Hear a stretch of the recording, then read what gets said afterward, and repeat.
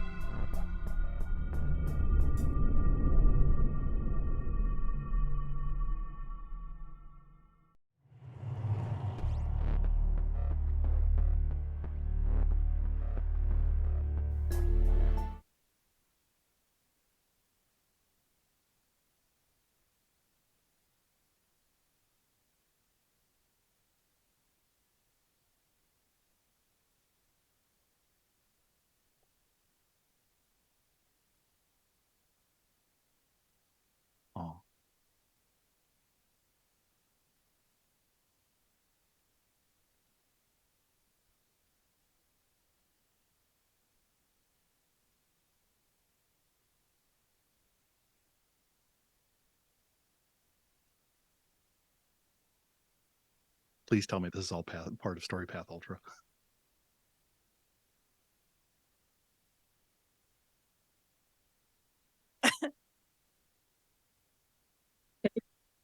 Can you Can hear you any hear of us? us? Yeah, can you hear any of us? How now, brown cow? How now, brown cow? Unique. Coming to you live from the other end of a tin can phone. The arsonist had oddly shaped feet. It sounds like they can hear somebody. Oh, that's the person they most need to hear. They c Should I? Okay, they're saying that they can hear all of us now. Oh, okay.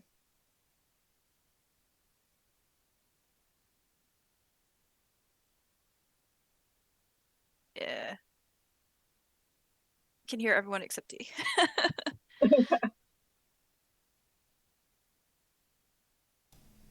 Can you hear me now?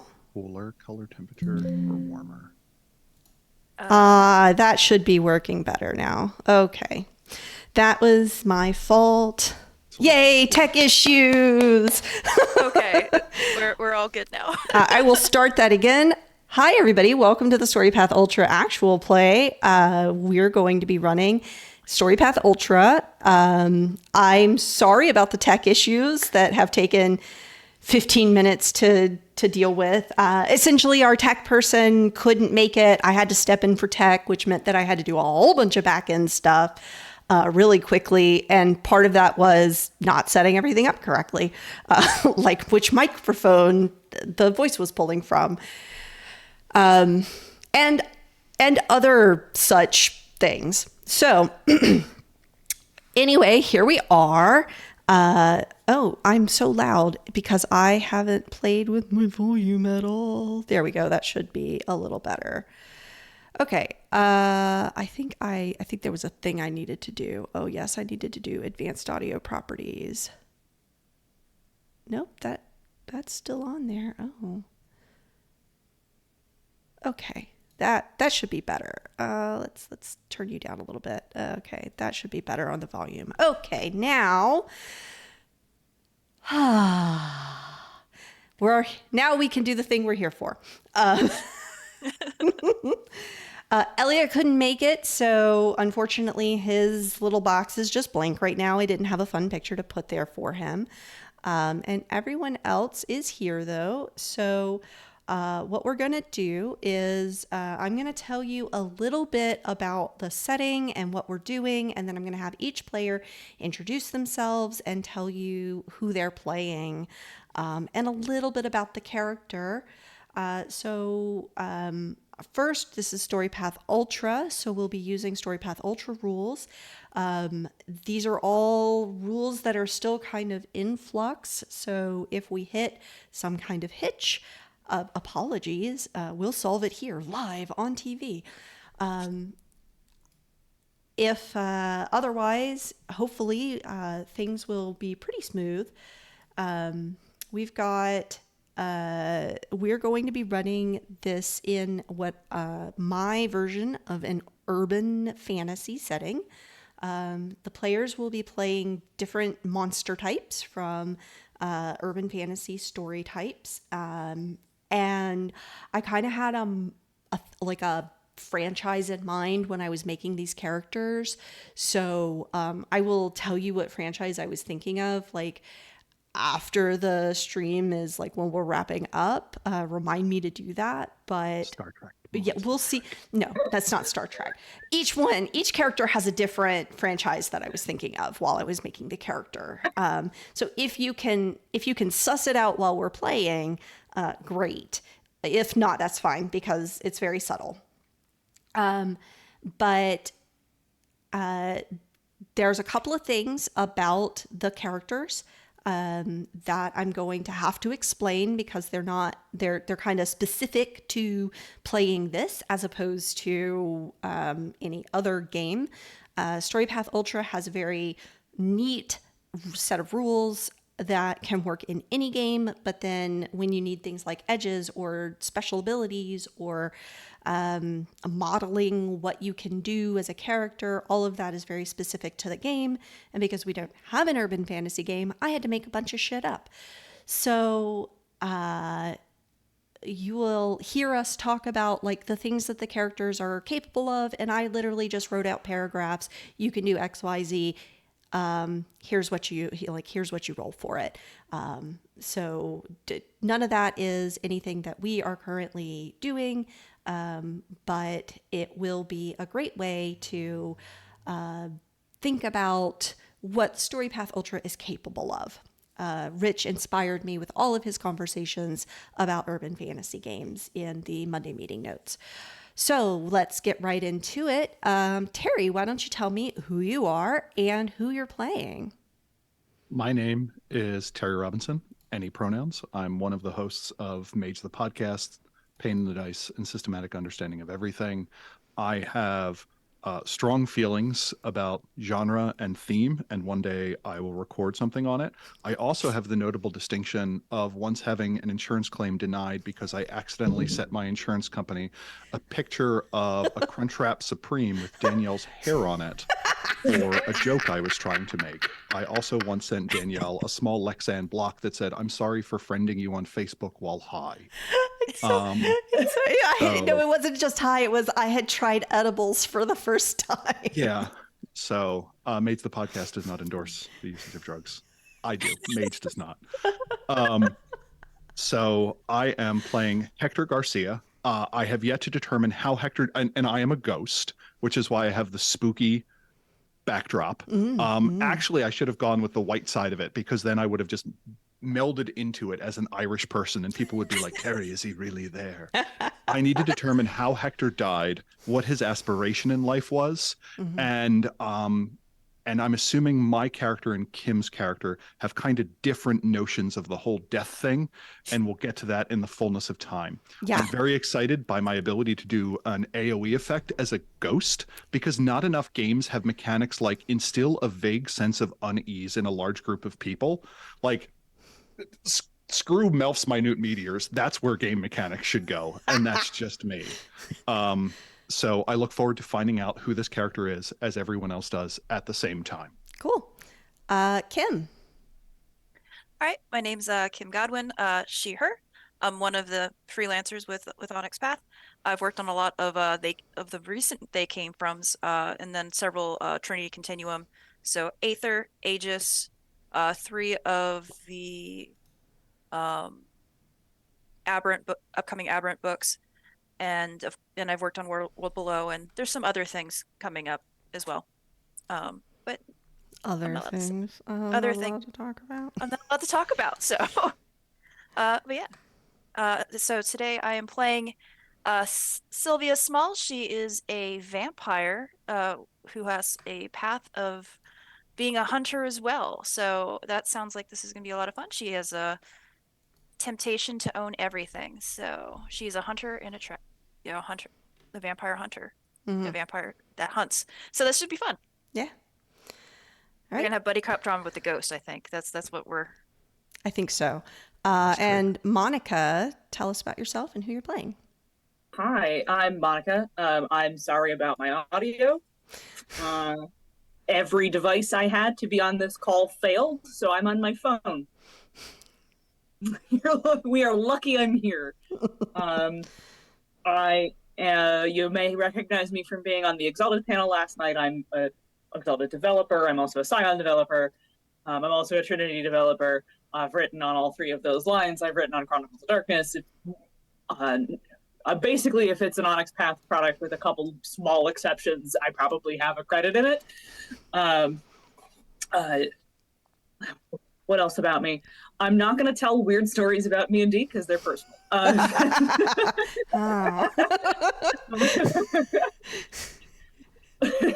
That we did meet at a convention in a very funny way. Yes.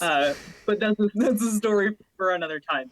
I was just going to describe my character by using the franchise, but if you don't want me to, I won't. That's fine. Let's not and see if they can figure it out. Okay. I'm Nulla. I am a they, the she. Her pronouns are they, them, which is literally what I was about to say. They're a they, them. They're a demon. They have a bunch of really cool powers. I'm reading my sheet right now, and that's the reason I wore this fake leather jacket. Yeah. unlike these other two goons, my character is very much alive. Yes. For now. For now, yeah. Said aspirationally. Aspirationally. Okay. So a couple of things about your characters to kind of set the setting and also let the viewers kind of see kind of my thoughts on how these kind of characters would exist in a Storypath Ultra world. So Terry. Yes. Hector is a ghost, but Okay. Hector has a physical body. Essentially, when Hector died, which we can talk about how that happened, that's up to you. But when he died, he was cursed to haunt his own dead body. It's not rotting. It's not falling apart. Oh, okay, None of thank God. that's That's going on like- because you are inhabiting it. Like, how do I have appearance 4? Terry's face. But you are essentially haunting your own body. Okay. You can leave it at will because you are a ghost. And you can do some other stuff, which I have written down that you're a ghost, so you can do ghosty things. But you look like a normal person to other normal people. People who are also ghosts or also like maybe vampires or even Monica's character, a demon, would recognize you for what you are, which is a not alive person. So is it the fact that my body is actually decaying and it just appears that it's not to everyone else and like supernaturals can see it? Or are they just like, that's Old Navy 2017. That's a ghost. Yeah, it's Okay, yeah, you're not actually decaying. They can't see that, but if they have any sensory amount of supernatural sense, they can sense that you're a supernatural creature. Okay. You have been cursed to live in your body as a ghost. Does my body age? Yeah, all of those Okay. things. One of the things about you is if you'll look in your section that says conditions, this I'm is looking in my your section that says conditions. this is your ghostly existence. And the bad thing about you being a ghost is that you have these really strong urges to revel in emotion. And your emotion that you want to revel in is euphoria. Yeah. So my name shouldn't be Hector. It should be Molly. Got it. You don't just want to feel it yourself. You want other people to enjoy it with you. Okay. This is a wild compulsion that sometimes gets in the way of your daily life. It's not just an urge. It's like a gnawing hunger that you cannot get rid of. Got it. So the more you indulge in the things that I have listed as spells on your character sheet, the harder it is to stave this feeling off. So that is what that complication is about. Okay. You also have what I call a torment. This is a way for you to gain momentum. So Hector is afraid of being forgotten. His family, everybody who he loved in life knows he's dead. He can't actually go back to them. He might be in his body, but they all buried somebody or thought they did. They mourned him. He is dead to them in every sense of the word.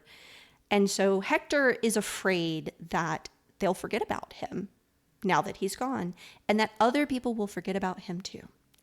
And so sometimes when that becomes a little overwhelming, he is tormented by this feeling, and he'll start to act out and try to make himself as memorable as possible. There will be times throughout this game session where I may ask you if you're kind of feeling your torment, and if you decide to give into it, you will generate momentum for the group. Got it. Now, my family, is there some compulsion preventing them from noticing it's me if we were to run into each other, or do I need to just kind of avoid them, or it's going to be real awkward? That second one. Okay. That's even worse. Yes. Oh, man. Okay. So I don't have a shroud or anything. Yeah, no. Okay.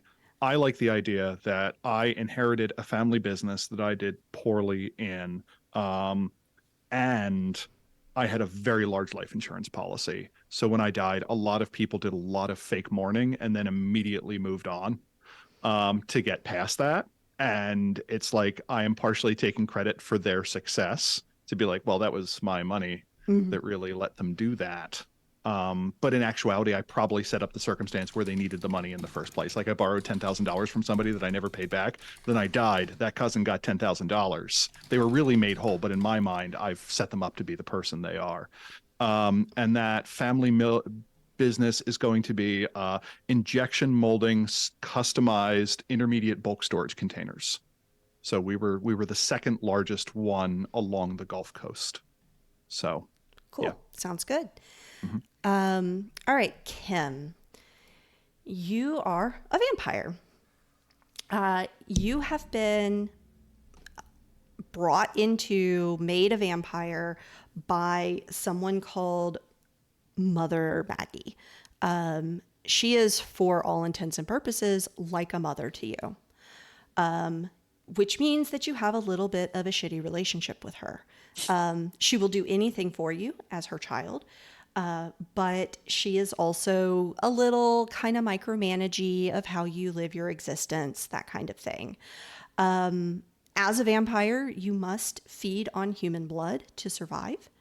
And you have cultivated a taste for businessmen and business people, really. Gender doesn't matter. You like suits. And really what you like is the taste of like moneyed blood. You know, you can just smell the green on them whenever you're drinking them down. They have to be hardworking people. The higher up the chain they are, CEO, CFO, the better. Especially if they're shitty. Wait, you said hardworking. Yeah. They have to. Was she like a PA that got turned and she's just like, fuck you all now, I'm just gonna like eat your just dinner? Maybe. Yeah. And when I say hardworking, they can't be like the trust fund babies. You're not interested in dilettantes. those. Yeah. Okay. They have a You're certain interested in the gaminess people to who them. have power to ruin other people's lives. And you Yeah. want to ruin their lives instead. Sounds like an unpaid intern or a PA. It's like, all right, I have the power now. Yep. So again, this compulsion to drink blood, to feed on people, is absolutely a driving force. It's not something that you can control all the time, and it sometimes causes you issues. And so again, anytime you cast spells, that is where that complication comes in, as the essentially you're utilizing your energies, and you become more and more hungry, and the sense that you need to feed overwhelms you eventually if you don't buy off that complication. Okay. Sylvia's torment is that she knows she's powerful now. She knows that she's so powerful, everything should belong to her. She saw so many people in her life take and just get what was their due. And now it is her turn to take what is her due. So anytime that she decides that, you know what, I'll just make a few demands right now on a service, or I'll just steal this thing because it should belong to me anyway, she will be giving into that torment, and you can generate some momentum. So you systematized being a Karen.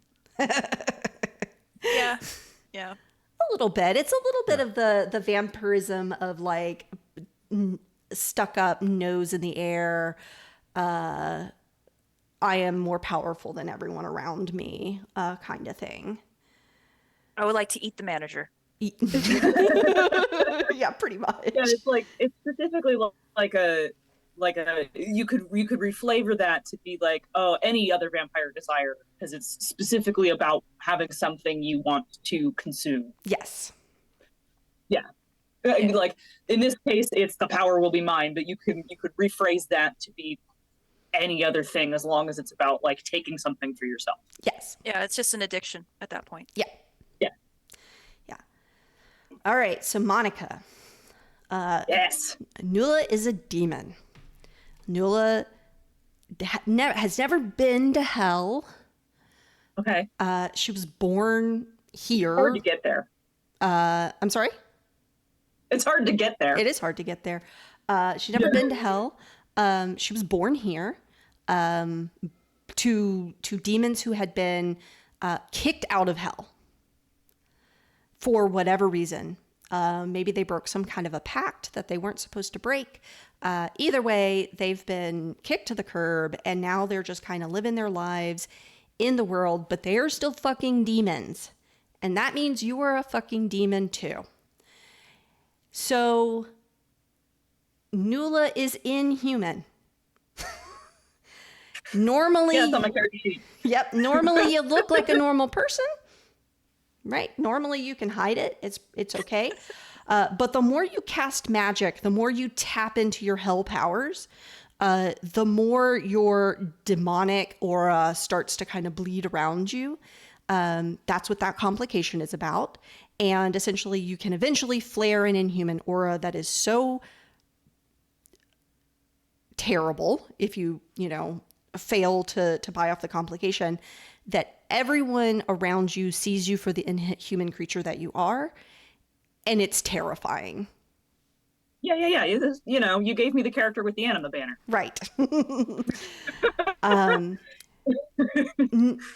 knows that she needs to keep everything on the down low. When she goes loud, as a good term for it, everybody kind of weirdly becomes obsessed with her and people freak out. So she shouldn't show off her power, but she really wants to just show people how powerful she is.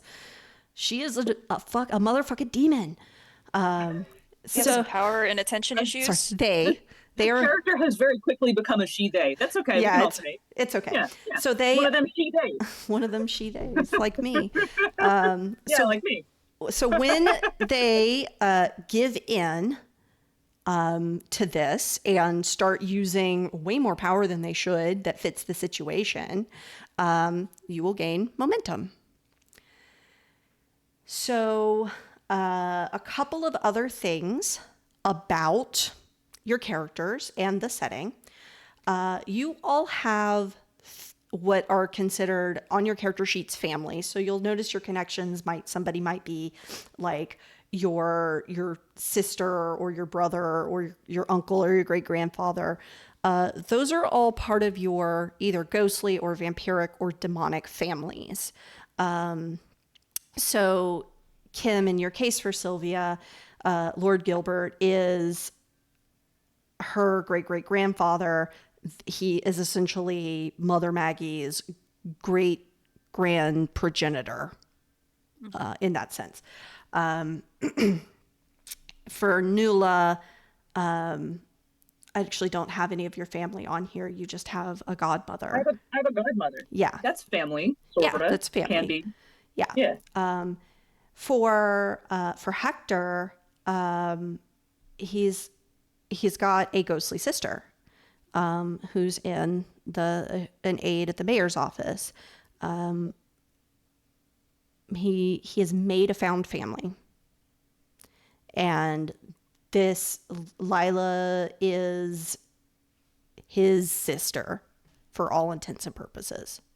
Do all ghosts ghost in the same way that I ghost, which is to say possess a Yes. thing? Okay, got it. Yep. Yeah, she's in the same situation as you.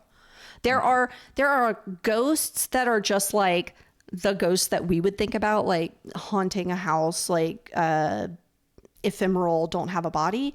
And they're like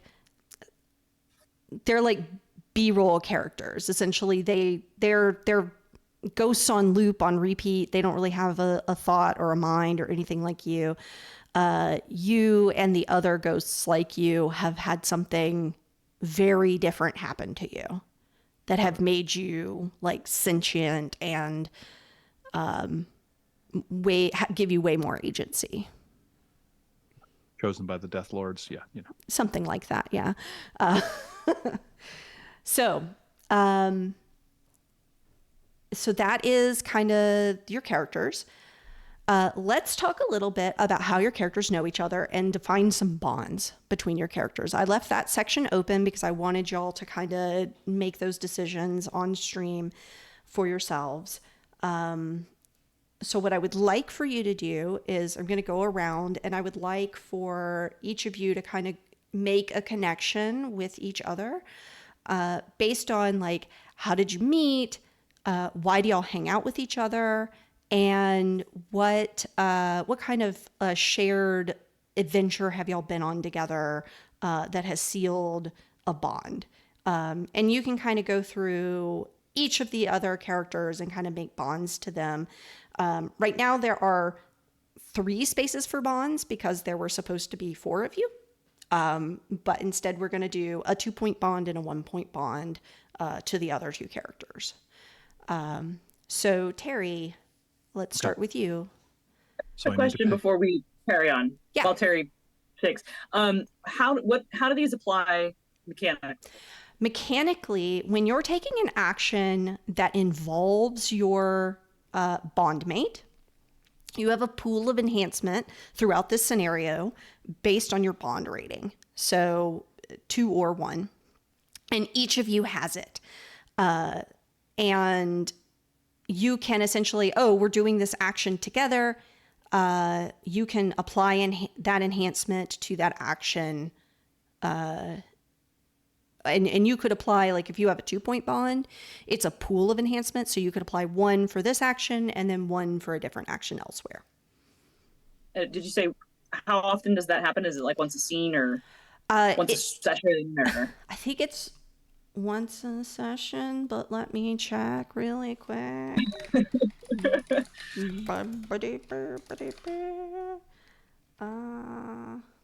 Oh, please tell me that bonds. I actually wrote bonds in here. Each session. And if you didn't, you could. Okay. Yeah, it's each session. Terry's ahead of you, apparently. Okay. I just like bonds and then like click down. So yeah. Yeah.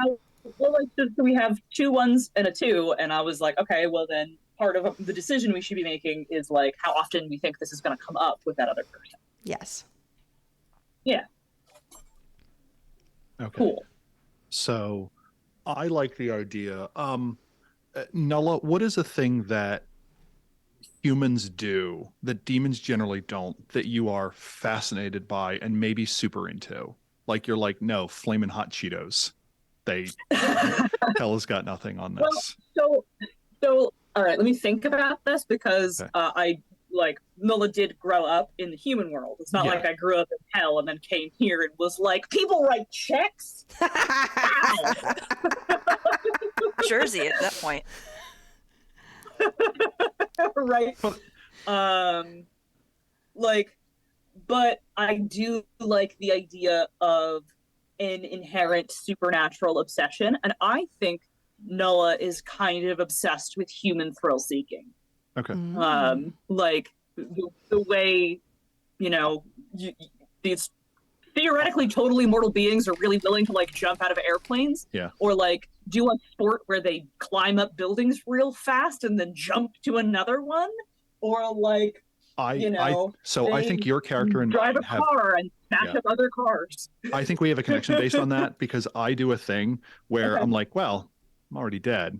Where I'll like go to the top of a building and just jump off and then discorporeate before I hit the ground. So I always get 90% of the way there. Content warning, Terry being a moron. But I like the idea that we share thrill seeking, but you actually do it. But I almost always chicken out at the last moment. And you're always like, you're already dead. I'm like, I think so. I might die again. Who knows what weird shit could happen then? So I think we are friends in thrill seeking. Maybe I So I did the backflip off the hang glider and you were like, good job, and I was like, come on, man. Yeah. And I like the idea that I introduced you into, you either caught me doing this, something that would normally be impossible for a human to do, or I introduced you to a particularly esoteric one that your parents were like, you're literally a demon, you are literally hellspawn, it doesn't matter, we're still not letting you go bungee jumping. And I signed the permission slip. So you could do it because you needed an 18+ person. Are you implying my character is a minor? No, when we At the met, time. that's what I'm saying. Yes, Oh, at the time. not now. Okay. Yeah. Okay. Monica Speck, a hellion teenager. I would play that character, but Yes. I think this is Um, an but- adult adventure. Is that an acceptable bond between Nella and Hector? Okay. A slightly scaredy cat shared love of it, despite the fact that I don't think I can die. I don't know if diegetically that's true, Danielle, but I'm going to request for non-narrative purposes that my body is essentially invincible. That's not true, but for narrative purposes, we'll say that you find ways to not injure this meat suit that you're piloting around. Okay, maybe I had like 30 rolls of bubble wrap going around me, Yeah. and Nella just saw me like teetering to the edge of a Like, of a what bridge. are you doing? I think if you lose the body you have, you can get a new one. You Yes. can possess someone else. Yeah. Okay, so I that's what like I'm the doing. idea. I'm renting other bodies. Oh my And I God, do yes. that. Yeah, okay, got it. That's worse. I was gonna say I like the idea that Hector is too chicken to ruin the body he has. Yes, that's what that is, Yeah. Hector. So you thought I was a badass out of hell, but actually, yes, okay. Amazing. That Thank is so good. Okay. Oh. So what about with Kim, with Sylvia? I think I'm going to say that Sylvia recognizes that my biggest fear. I think Sylvia has sussed out that I'm afraid of being forgotten, and she appreciates that in a bind I will always be just the messiest of bitches. And that provides. I'm with you for the drama. Okay. Exactly, but you've used that historically to your thing. We're like we're at a high society, we're at a fancy pants dinner party, and no one will talk to me. And this reminds me of my past mortality. So I do something absolutely stupid, and you're like, this sounds like an opening, and then bam, CFO goes down. Oh, so good. Yeah. So, and I think that you like me because I'm the life of the party, but in actuality, I am just a smoke grenade for whatever you need to accomplish. And I think there is a little bit of a shared respect that we each have a different view of death. And the fact that despite kind of both starting off at mortals, we very much split. Like there is a fundamental gap maybe between us and Nulla, what for being demon and such, but we're like, well, we do remember what it was like to smell a dandelion or something like that. Dandelions aren't particularly scented. Honeysuckle. We'll go with honeysuckle. Honeysuckle. Yes. Yeah. Very Very good. sweet. Okay. That's All my right. thought. Okay, well, which one are you putting your 2 in? I think it has to go in the messy bitch category because that's something where I feel like I'm really going to need enhancement as opposed to like awkward thrill seeking. Okay. So okay. Sylvia, I can't edit that. Oh, can you I not? made a Well, copy. I just made a copy. Oh, I edited it for you. Edited it. Edited it. Edited it. La, la, la. In which the entire team overcomes the 2-point complication of having a small stroke. All right. While I was gesticulating, I knocked over every drink I had brought down. So Oh, no. No, I'll be fine. I'm just Amazing. ghost my way over Oh, here. amazing. All right, Kim, tell me about Sylvia's connections with the other 2. Start with Monica since Terry is cleaning up drinks. Nailed it.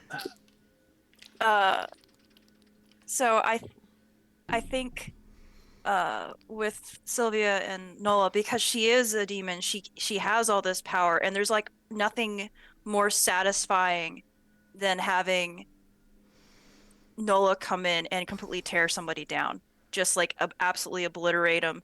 It doesn't matter if it's just a social scene, just like her coming out and going, what is just absolutely amazing.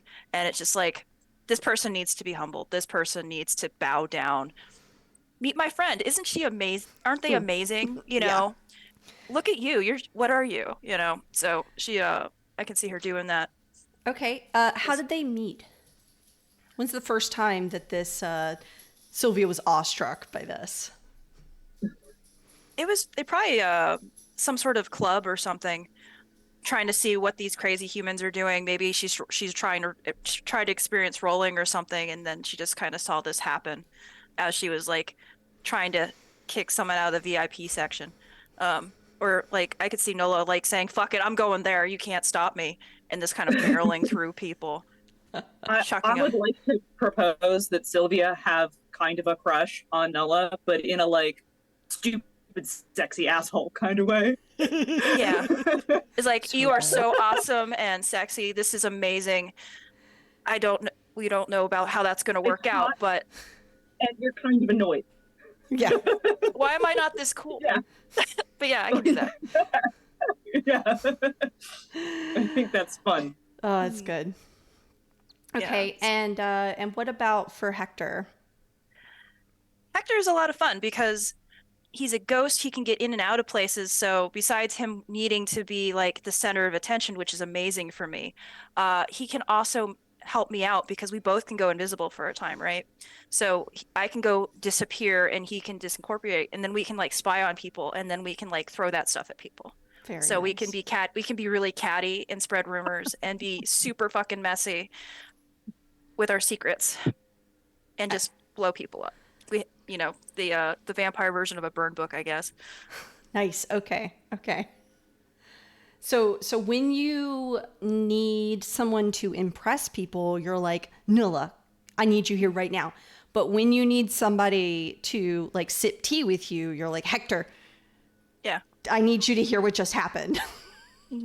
All right. Kim, how old do you think Sylvia is? Like I guess it's a matter of how topical it is. Uh, it's just like, Do you think it's decades or centuries, I guess? she's probably a few. Well, I guess we can make her a younger vampire because she is kind of a. So she's probably a few decades. Okay. So she's not like super. She's not like super powerful. She's still kind of like. She's still like a baby vampire, but so she's still got a lot to prove. Yeah. She doesn't have sentries, but fuck them. They're gonna come down. So Excellent.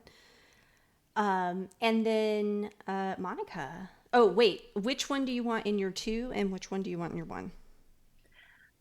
as much as she likes Nola, I think she's gonna have Hector as her 2. Okay. All right, sounds good. Outvoted by the messy bitches. Oh, man. Change my All right, mind. Monica, tell me about Mila's bonds. Okay, well, this is a tough act to follow. I know. It's just like shit. I think that Nolan is kind of oblivious to the fact that Sylvia thinks they're like an awe-striking presence.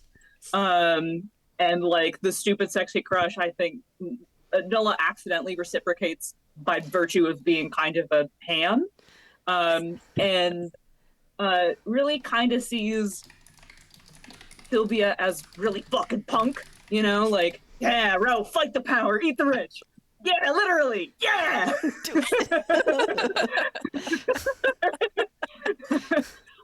And so it's like pretty happy to help with that. And like it's not maybe entirely a political agenda for you, but they think it is, and that's what matters. So like I definitely think that the sort of mutual relationship there is that Manila thinks Sylvia is punk as fuck and then is very happy to keep showing up to help literally eat the rich. Yes. And missed every other social cue that indicates that this is maybe not entirely the case. Irrelevant. Doesn't matter. Doesn't matter. Doesn't matter. Hector is really good at procuring Canadian snacks.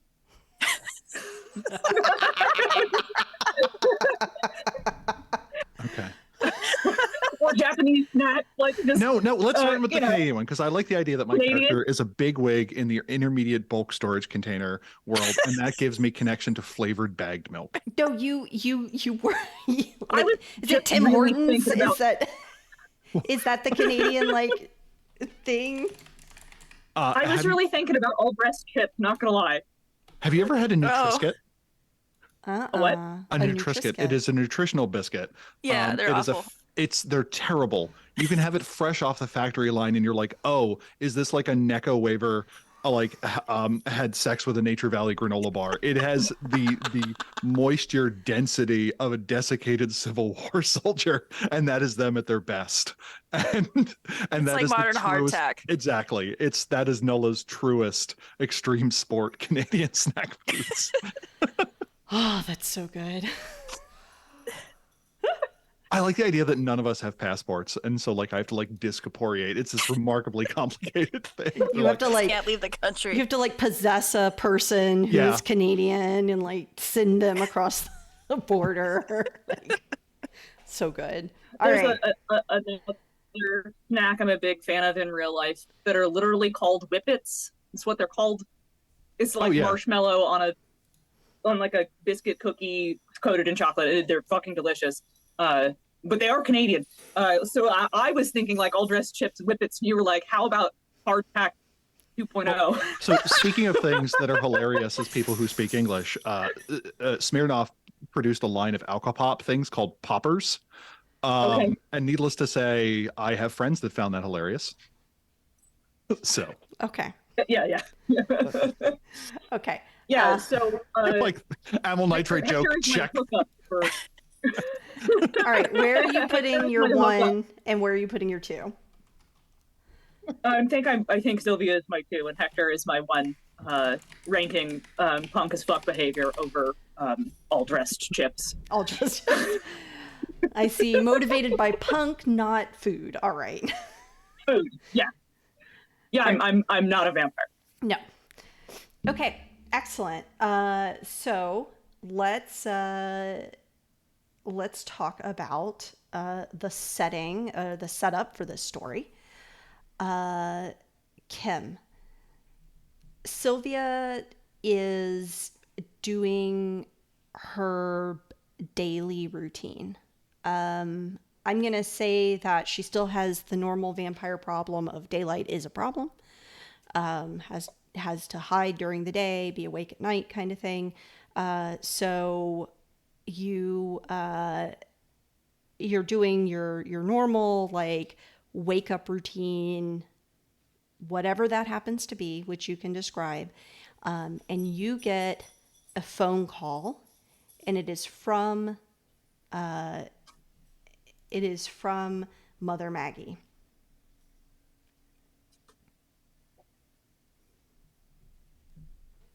I begrudgingly take the call because I can't. If I ignore her, I've put her on red. She's gonna keep calling, and I'm gonna get spammed on my gram, and I don't want that. It's like stop DMing me.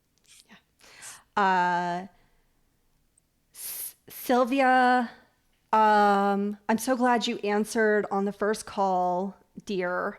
I know that that's not something you normally do, and I know you don't like me calling, you'd rather I text, but this is really important. Your sister is not answering her phone right now. Maybe she's still sleeping. No, she was supposed to meet me at the club 30 minutes ago, and she hasn't answered my call. She hasn't said anything to me. I don't understand why y'all do this to me. Can you please reach out to her and ask her why she's ghosting me? That's our word. Yeah. I'll look into it. Oh, I think my battery's about dead. I'm sorry. I gotta go. Thanks, sweetie. Bye. Preemptively hangs up. Okay. Oh, and you'll like hear her saying like, oh, and then you hang up on her. It's like my battery's dead. Yeah. Okay.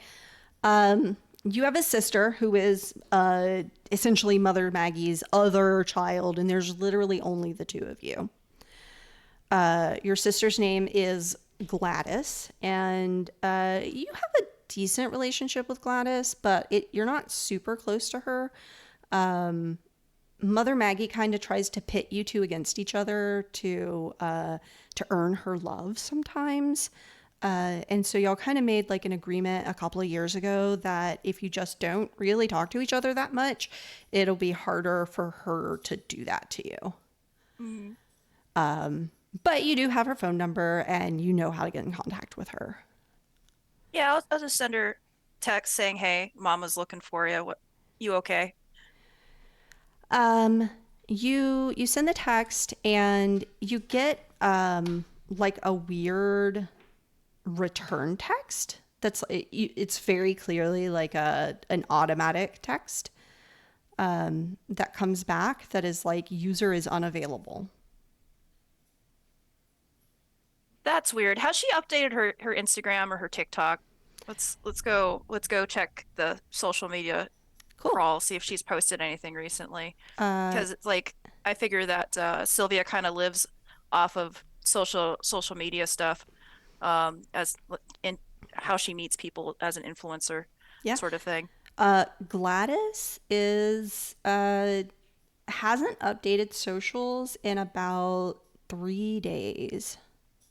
Oh my God, something's wrong. So that's the real problem. Ghosting Mama, totally get it. Totally get it. Just lose Right. the phone. It's not working. I got it. But socials, no, that's death. We have to find out what happened Okay. to Gladys. You're like, you know how to get in touch with Gladys, but you don't actually like necessarily know where she lives or much about her life right now because you agreed not to. Mm-hmm. And then contacting Mama and saying, "Oh, by the way, where does Gladys live?" is only going to make it worse. Maybe Grandpa knows. Maybe. So I don't think Grandpa texts, so I'll have to go visit him. Okay. So he is yes. Lord Gilbert Smalls is a sorry, I got a kitty. Oh my goodness. All right. Okay, baby. Oh, show us the kitty. 1 point complication. Yes. So Lord Gilbert Smalls is a busy individual. He is a local leader for the vampire groups in town, and you kind of have to visit him by appointment only. But because he is a 3-point connection for you, you can use him by doing a path invocation for your contact to essentially get that information from him. Is that bully his PA? Pretty much. Let me see. The best way for me to do this is... Nope, not the right thing. That's what I'm looking for. Yay, navigation bars. Oh,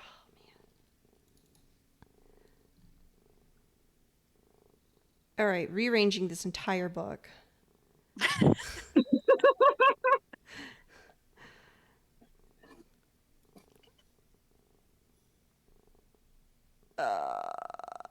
Access. There we go. Let's talk about context. So we're gonna access. You're gonna roll for access, and you can essentially. Let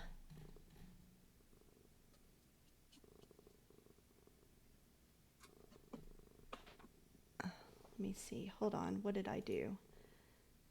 What did I give? Oh, he's influential. This bot is going to be amazing. Every time my phone tilts a little bit, I reach over and grab it, and then it's just like... It's very dramatic. Yeah. Yeah. So this is access. Just give me a let's use You're bullying the PA, so I want you to roll with whatever attribute you think is going to be best for this, and leadership, because you said you're bullying the PA to giving you the information. Yeah, so if I'm bullying the PA, well, her presence and her manipulation are about the same. Okay. But she's not really being cunning about it. She's just being bully. So I think probably she's leveraging consequences versus the PA for not giving her the information versus leveraging herself. So I would say that would be more manipulation than presence. Okay. So- And leadership of 1. All right. Let's see. So that's 4 dice. Okay. And it's difficulty 1. Not a problem. You do have a complication on this. It's a minor complication. So it's a +1 complication. That if you don't buy off, she will absolutely go tell Mother Maggie that you are asking her about Gladys's whereabouts. Oh, I got to bribe her. Oh, that's awful. What? Oh, okay. Well, I might be good. We're at 7s or 8s. 8s. Okay, and I Always have count as 2. 2 7s and 2 10s. Well, Yikes. tens count as 2 successes each. Okay. So you have 4 successes. Yay, so I can buy off the complication. Yes, you can, which leaves you 2 extra successes. I don't know if you want to try to. You can always essentially bank those into momentum if you want. If you don't have anything else you want to do with them as far as buying tricks. I don't think I want to buy anything right now. I'll bank them into momentum so we can get that pool going for disaster later. Sounds good. I didn't want to interrupt your explanation of how to roll. Also, hello, Kitty. Hold the phone. We're exploding 10s now? Yeah, Not exploding 10s, right. double 10s. that's what exploding tens is. Yeah. Exploding means you get to roll again. No, reroll is 10s goes too. Like, Yeah. I think they just reused the word from World of Darkness to mean something different. But yes, Monica, to answer your question, Okay. 10s goes, tens count as 2 now. Yes.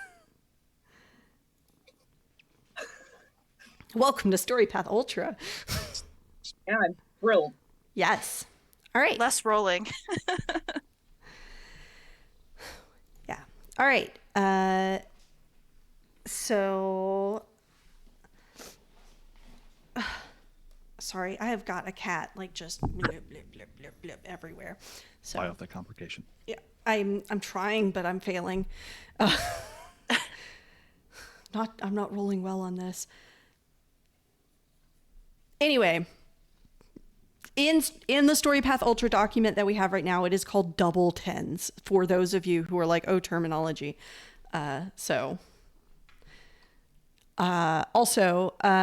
cool. So the PA tells you like, she gives you an address, and this is the current address where Gladys lives. Okay. So, She would, yeah, she'll say, well, I don't think she'll say thank you. She'll just hang up. okay. Perfect. But so she'll go show up at Gladys's and not tell Mama what's going on until she figures it out. Okay. The door is locked. The lights are off. No one is home. All right, so now it is time to break into my sister's house. Is this something you might want help for? Probably. She does have larceny too, so she does do it. So probably getting phone a friend. Hey, I need to go break into my sister's house. I need to see what's going on. Help me commit a minor crime.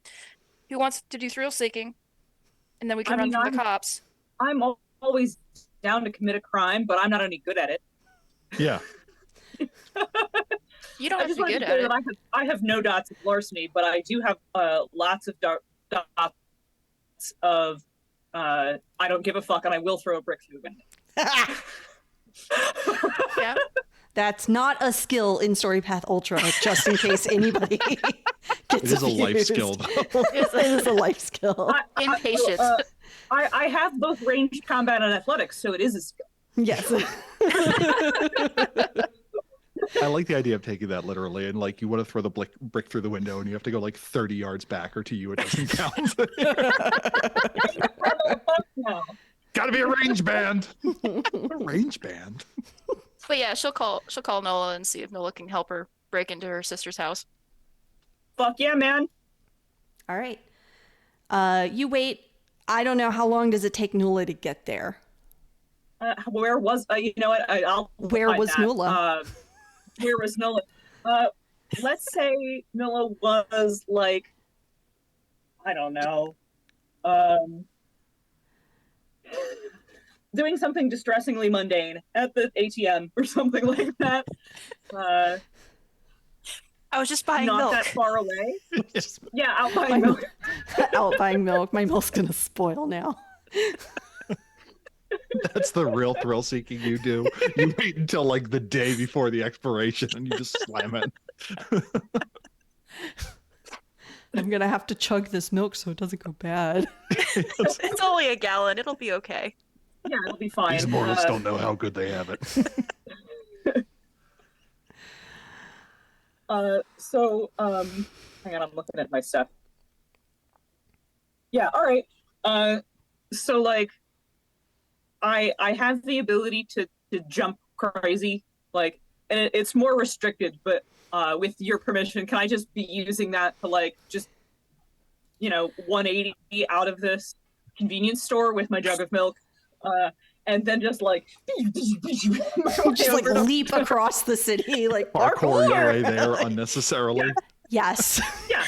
Absolutely. It's better than taking the bus. I mean, way better than taking the bus. In fact, I think that this is a show of power that like you absolutely don't need to do, and I will give you a momentum for that. All right. Just tracking. Yeah, I guess it's unnecessary, but it is fun. Yes. I mean, fun and unnecessary can like overlap. There's Absolutely should coincide. So you wait a few minutes.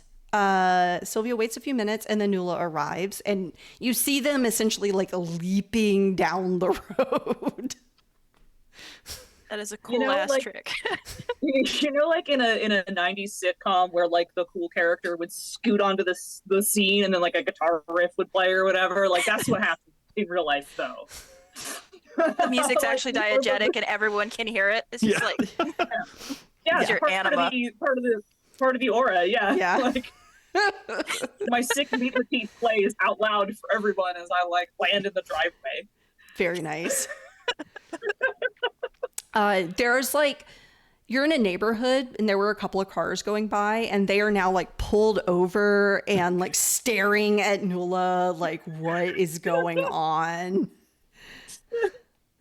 And Sylvia just kind of straightens her clothes. Just, I'm gonna look cool, like this is supposed to be happening, and pull up her phone like she's recording something. It's like it's okay, it's okay. We're just filming. It's don't worry about none of your business. Yeah. I mean, it's nighttime. Weird shit happens at night. Just ignore the music. It's just a TikTok. It's a for TikTok. TikTok, sure. This is just for TikTok. You don't even know. Get out of here. Go on. You're nothing to too see. old. They all just like shrug and get back in their cars and drive off. Fucking TikTok. Is there a masquerade? Not sorta. Not really. Essentially, people like in the real world, whenever people see like weird ass shit on TikTok that cannot be real, they're just like, that shit's not real. I don't believe that happened. Fair enough.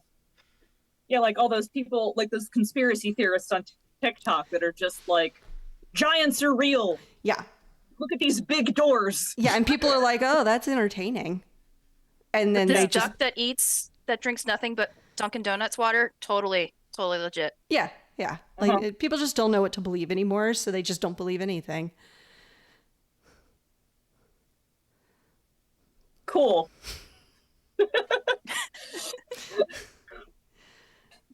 All right. All right. I just wanted to be clear that I'm like going loud has its consequences because like people do get scared when there's like a full on like demon going on, but like a weirdo landing to some loud music is just like, well, shit's weird, isn't it? Yep. I saw it, like essentially those people will be like, I saw the craziest thing today, and then their friends will be like, no, you didn't. Shut up. Yeah, shut up. That didn't happen. I think when she goes loud in like a really really big way, it'll be it'll be terrifying. Right now, she's just doing like some cool ass shit. Yeah. Yeah. No, I'm just being like. Anyway. Yeah. Hi. You want to break into this house? Yeah, my sister. Do you have a brick? I'm sure we can find one. Your sister's house. We probably should break the window. She hasn't posted online in like 3 days, and she's supposed to meet my mom, but she didn't. But that's normal. But she isn't responding to me either. So I'm worried. I don't have a key, so let's just break in. All Make right. sure she's not deader inside. Sorry, Yeah. it's just like she's a vampire. She's dead inside. The bastion of mortal coil has left her. You know, like, Deader. Yes. So is athletics the like kind of sort of a feats of strength type skill? Sure. Yeah. So between my might and athletics, I have a pool of 9. Can I just kick the door in? Yes. Yeah. Well, It like, happens. So for would you say once, you have advantage over the door? So, like, I did the homework. for once, because this is Sylvia, who is my really cool punk friend's sister's house, I am specifically aiming the kick at the lock so that the lock breaks. I'm not just smashing the whole door. Okay. The show of force is a little focused because it's my friend's sister's property. Yeah. Okay. Bam. Yeah. So I turned to Sylvia like fist bump. Yeah, that's hot. All right, let's go. Let's go in. Let's go in. All right. So you go in, and it looks like, it looks like Gladys just hasn't been here for a couple of days. The house is actually kind of weirdly set up. I mean, she's a vampire. She has to sleep during the day, so there's like a room full of blackout curtains, and like it's very very dark. When you turn on the light, the bed is made up. Everything looks like in place, as though intentionally left. There's like a couple of little like half drunk blood sacks in the fridge, and literally nothing else. And there's Hold on. What do you mean? Do you mean people, or do you mean like actual? It's like a Capri Sun. it's like a Capri Sun. like a blood bag. Yeah. Okay. Like Yeah. Canadian bagged milk. Yeah, but it's blood. But they're like, there's like 2, and one of them is like half gone. And it looks like, keys are gone, phone is gone. You do a relatively thorough search around the house, and it looks like, she could have just left this morning or this evening at sunset, and it wouldn't look any different except for a very, very fine layer of dust.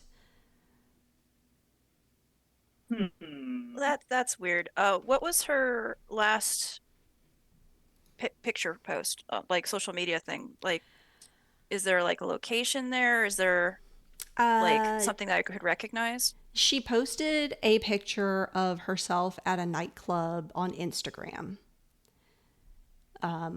that is the last post, and it was something underneath it like, you know, gonna be here all night, having a good time. Come see me. You know, come meet me here.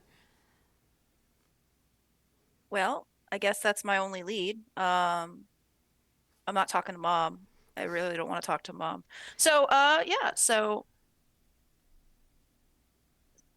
well, she's not here. Can't find anything. It's like she doesn't have mail. She doesn't have a home phone. She has her cell phone with her. She hasn't been here in a while, I guess. Does the house have like an upstairs or a basement or anything? There's a basement. Okay. I'm gonna check to see, like, is it a basement that connects to the outside, or is it just Yeah, it's one of those ones where there's doors, like the double door where, barn like, doors. it's sort of like built into a hill? We can and totally rifle through my sister's Yeah. shit. It's okay. It's totally okay. And if she gets mad, it's like, I thought you were dead. Right. Well, my thought is that I want to make sure that we're checking before we leave. Just check every part of the house to make sure that there wasn't any sign of foul play anywhere, like in the basement or upstairs. She's or not like something in the that. So I'm fridge or gonna go down and- something. Yeah, like tied up down there, or like Yeah. there's signs of forced entry or something like that would indicate that maybe she was dragged out, not through the normal entrance that we didn't see up here in the living area. Yeah. So while Sylvia's checking it out up here, when I'm like, oh, I'm not going to look at vampire leftovers in the fridge. I'm going to go down in the basement and judge what she has down there, and then maybe also see if there's Vampire leftovers. something to notice. Yeah. Yeah. Weirdly, Gladys has a home gym in her basement. You're not sure Okay. exactly why the vampire might need to work out, but she got a home gym. She got a little Peloton and a little. Noah is not going to think about that for too long. No. Or at all, really. That's a note for Monica. She's a fitness influencer, apparently. Yeah, so she so mostly just workout equipment, some dumbbells, everything's very neat, placed in their proper places. You're getting the impression that Gladys is kind of a obsessive compulsive type, likes to keep everything neat and orderly and meticulous. Okay. Does the door look forced? Is there any? This is just pristine down here. There's no Yep. signs of forced entry. None of that. Okay. So I'll come back upstairs, bicep curling one of her rose gold dumbbells, and I'm just like, nobody broke in. Just nobody. Yeah. Just She'll never tell that we were just here. flexing. You're like, the only weapon she has is this gun collection. Terry, Yes. Hector, Yes. so first of all, during all this, while this is going on, what does Hector do normally for like evenings? Evenings, one of the strange rituals I have is the intermediate bulk storage container production facility closes at sunset conveniently for narrative purposes. And what I will frequently do is one of the problems with possessing another body is I am intimately familiar with all the physical sensations, and I find it frankly uncomfortable sometimes. So I will go up to the rooftop of a nearby building to see the last shipment of intermediate bulk storage containers go out for the day. And then I know that my family is thriving. Okay. So, and I see that, but I don't want to walk back down. So I just kind of fall off the building in this borrowed body and then go on my way. And I see how they're doing. And based on the number of trucks I see, that kind of indicates that what the size is. And 'tis the intermediate bulk storage container season. So I can see that there are only 4 trucks. And normally this would be a 5 truck Thursday. So I'm a little bit worried about them. Now, mind you, when I was in charge, 2 trucks tops at best. I was frankly terrible at this. Best thing I ever did was get crushed by my Fiesta themed ones. The big thing I wanted to do was add theming to intermediate bulk storage containers. And just I did not match the man to the moment. So they seem to be doing well now. But yeah, a couple days a week, I see how those shipments are going out. And that also lets me kind of take a look at the city. I have no supernatural powers that would let me quickly address the city at a distance, even if something were going on. But in my head, that's what I'm doing. Okay. Yeah. Sure. So you have been you just finished your bulk storage container, intermediate bulk storage Thank you. container. I was about Sorry. to correct you. sorry.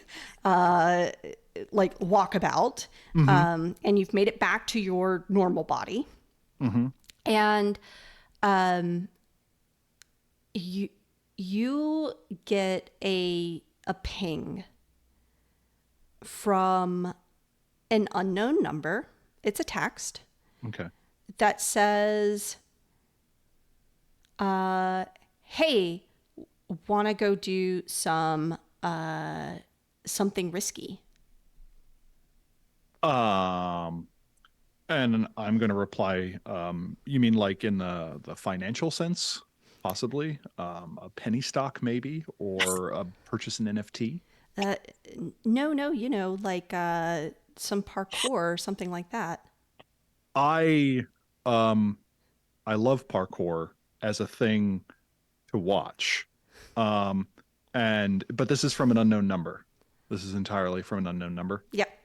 So I am compelled to do this because I'm like, oh man, my only real friends are literally a vampire and a demon, and I can't interact. So the fact that I don't have this, I just view strangers as friends I haven't made yet. Ah, yes.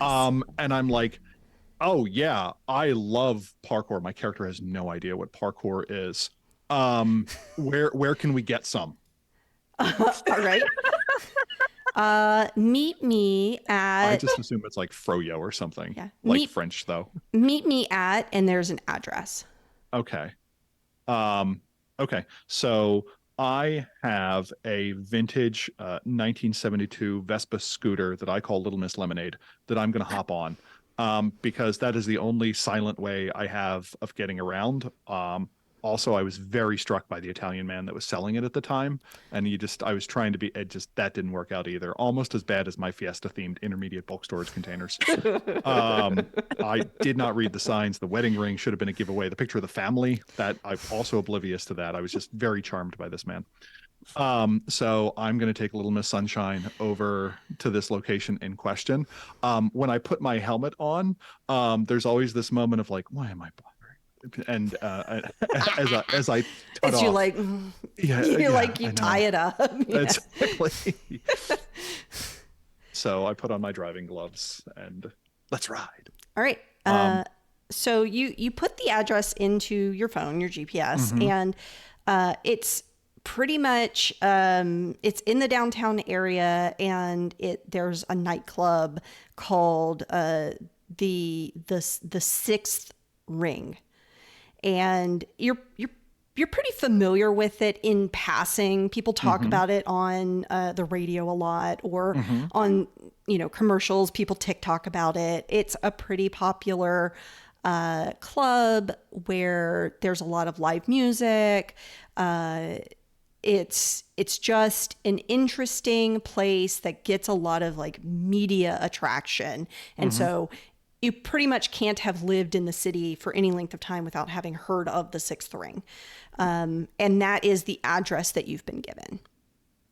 I am thrilled by how highly this person thinks of me, and I get off Little Miss Sunshine. And what can you tell me about the theming of this club? Is it just pretty young people being pretty and young, or are people in suits, or people in nightgowns, or people in It's bondage gear? Like where on the club spectrum is this? so this is a so this is a club that it does live music. It also does like burlesque shows and drag shows, and it almost every weekend night there is some kind of show going on. Okay. This is a Saturday night. There's a live band, and there is its theming is a little more on like the goth industrial side of things, but like you know that in July there's a plan for like a Barbie movie release party. So like it's not always goth industrial. Can I tell you how endlessly fascinated I am about this movie? If Greta Gerwig sticks the landing on this and we get a Barbie cinematic universe at it, I will die in happiness. Oh yeah, it's fantastic.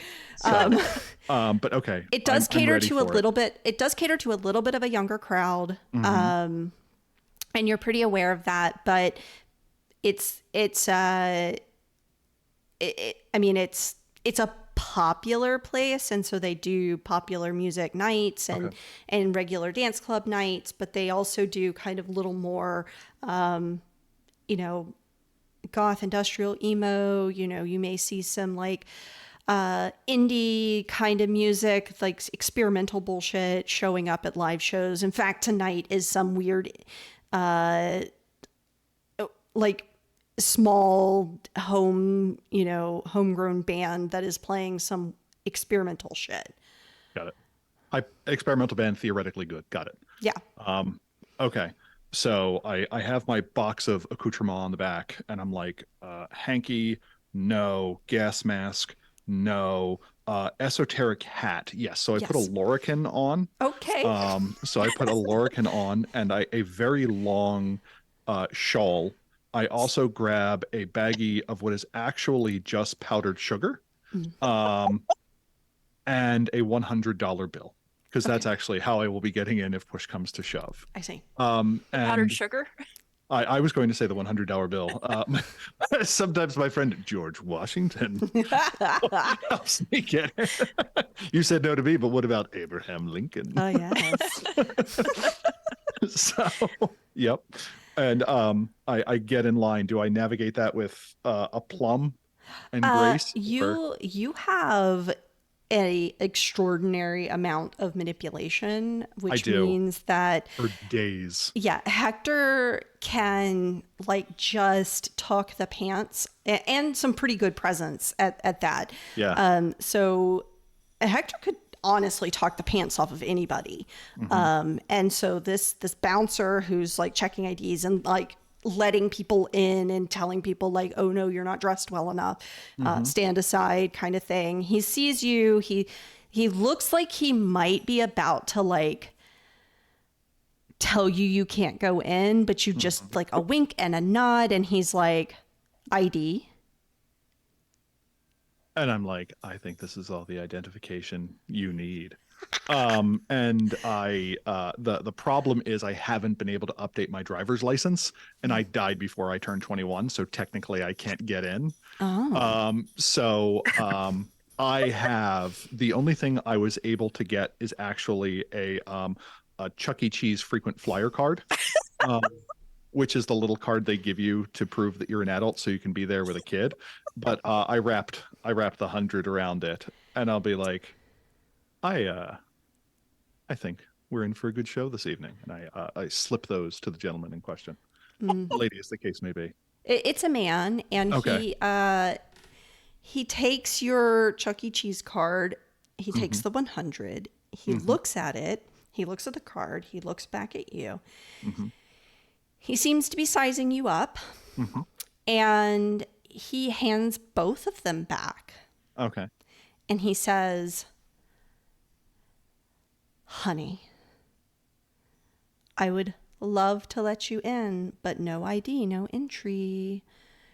At this point, if you would like to get past him, I would like you to make a persuasion check with either presence or manipulation, your choice. And you have a 3-point it's difficulty 1, but you have a 3-point complication on this.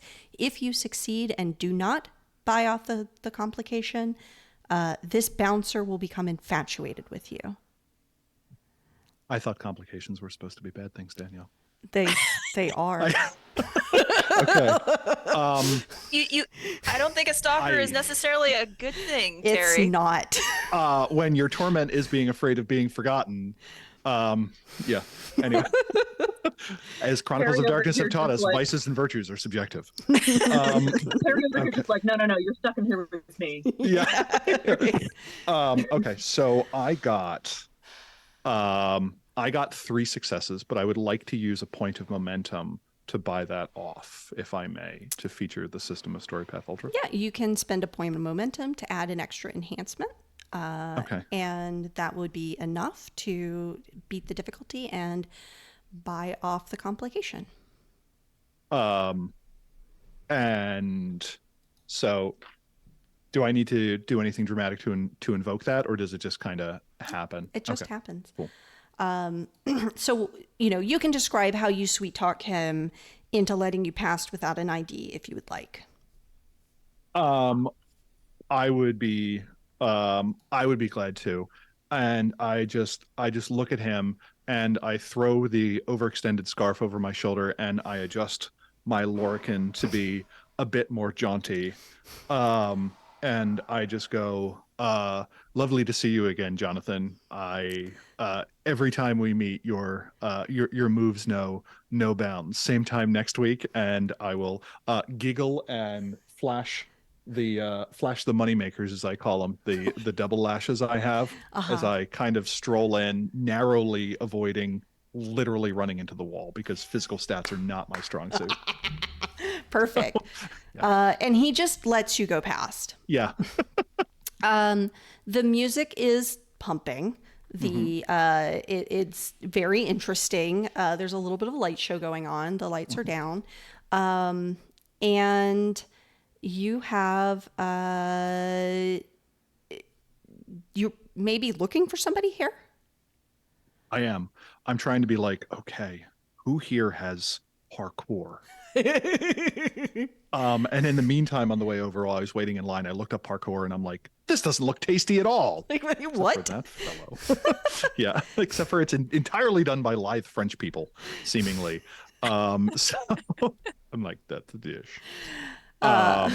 So yeah, I'm kind of looking around but I'm trying to be subtle about it. But at the same time, I'm trying to be striking and subtle, meaning I'm failing at both. Okay. So it's one of those things where it's like subtle, but like readjust the larrikin. Okay. Yeah. So while you're doing whatever it is you're trying to do to find random unknown number sender. Yeah. Monica. Yes. So Nuala and Sylvia are going to the club that Gladys was last posting from Instagram at, which happens to be the Sixth Ring. Okay. Yeah. Is that also where my connection Mario works? It is. Okay. In fact, Awesome. Mario is at the door So- tonight. Oh, okay. So part of the humor is the fact that I think I called him Christopher. So. Yes, you just use some random name. Exactly. You're like, whatever. This is just your name now to me. Exactly. And the hands just like pass through his lips for a moment. Yeah. Does Sylvia have a car? I hope so. I don't see. I would imagine so. What if you also Yeah. had a Vespa scooter, but with a sidecar? Does she have? She has one rank of pilot, so yeah, she probably has a car. She has Probably. money. Yeah, she's Right. rich. Okay. Please So tell it's me you have either- a remarkably yeah. obvious license plate like VAMPYR or something. Yeah, because like she could drive a car, or she could try to be cool because she's got Nola with her and have like a cruiser with an actual sidecar. Mm-hmm. I think that might be a more punk thing to try to impress the hot demon chick. Like she has a person. car, but she's like, I also. Oh, but what did she take to get to her sister's house? Yeah. What did you think to get to your sister? Yeah, before she knew that she was going to be calling Nuala and needing to impress her or them. So she probably took like her normal car and then just like, no, this isn't going to work. Like drive them both back to your house, get in the motorcycle. Yes. So good. We'll make this extra complicated because we're going to a club. We have to be cool, and I have to be cool for Nola. So we will take my normal car with like the obvious license plate that's blood red, because why not? Probably something ridiculously pretentious too. But she'll take the car, drive them back so they can get the sweet punky ride All right. And then she can put on her leather jacket and look cool. For Nola. Amazing. All right. It's wonderful that you're doing this because Nola is not paying attention. That's the problem. Yes. It's like, I'm gonna look cool and punky. They'll totally dig it. And there's like, huh, you live here? Just like looking at your stuff and So good. just like, I assume you have a big old house and a big old garage, and like Nola is way more interested in your shit. And then you come down in the leather jacket, and they are like, nice jacket. Right. They're like, yes, I have a win. Never mind everything else, but I have one win tonight. Add 2 points to the swoon pool. Very good. All right. And I will ride in the. I do have more pilot, but I will ride in the sidecar, and no one has ever looked cooler riding in a sidecar. Right. You're sitting bisexually in the sidecar. Like, Just like spinning? Like, what does that mean? What is that? Riding That sounds sitting like side a- saddle in a Yes. sidecar? What? Okay. I would demonstrate, but I really don't want the live audience to see the stained Dragon Ball Z shorts I have on right now. Oh, my finger was poised above the print screen button, so you're lucky.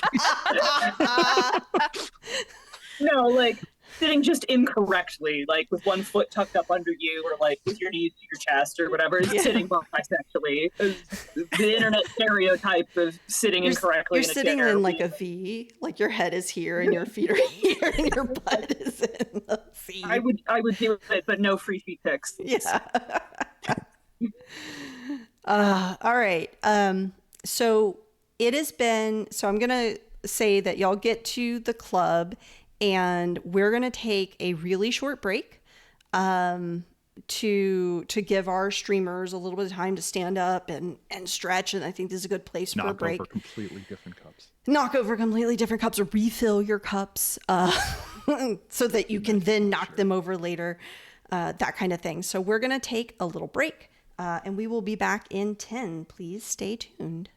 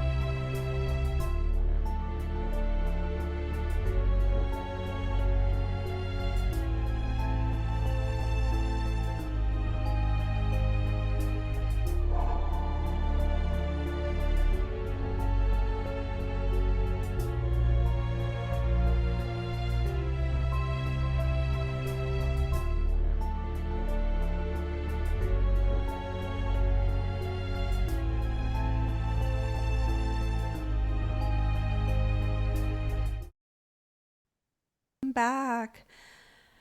All right, we are at the point where Nuala and Sylvia have made it to the 6th Ring nightclub, and Hector's already inside, wandering around aimlessly, looking for his unknown texter.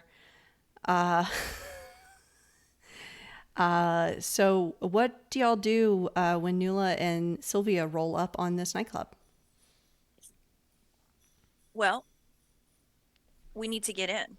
Yes, And waiting in line is for chumps. that's correct.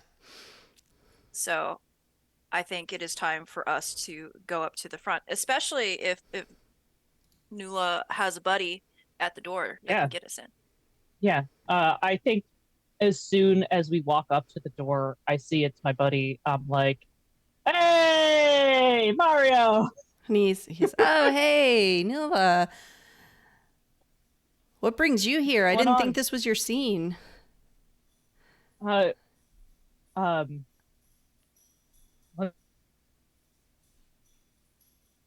Uh-oh. Oh no. Monica. It's very oh no. It's very dramatic. Monica has paused on us. Oh no. Now we've lost her.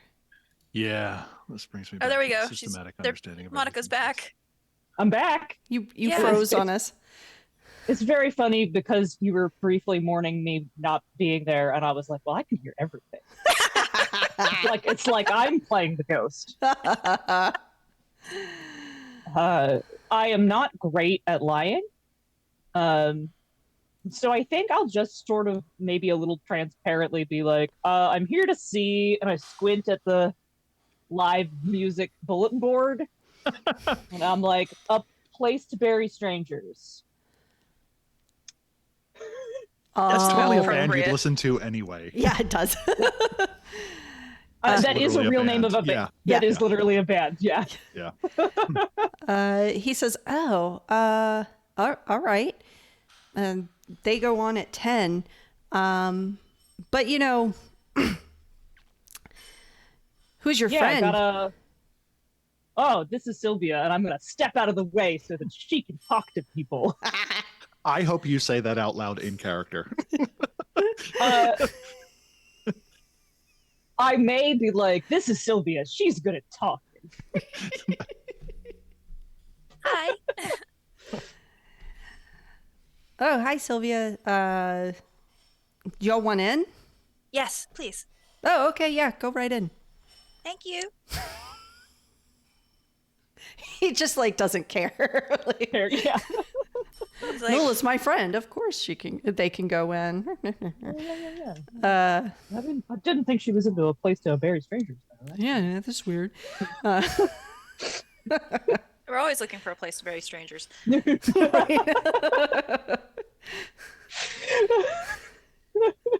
only weird when it's a place to bury your friends, Yes. especially when one of them's a ghost. I'll put a link to a place to bury strangers song in the show notes. All right. Sounds good. In the show notes. Oh my God. Don't worry, I'll fix it in post. Okay. Margaret. Okay, cut this. So Monica, Okay. So y'all, so Nuala and Sylvia walk in. And Hector has not gone very far in the like trying to figure out where this person is. When y'all walk in and see him kind of looking around, kind of like squinting at people, like thinking maybe that's them, like hesitating. No, maybe not.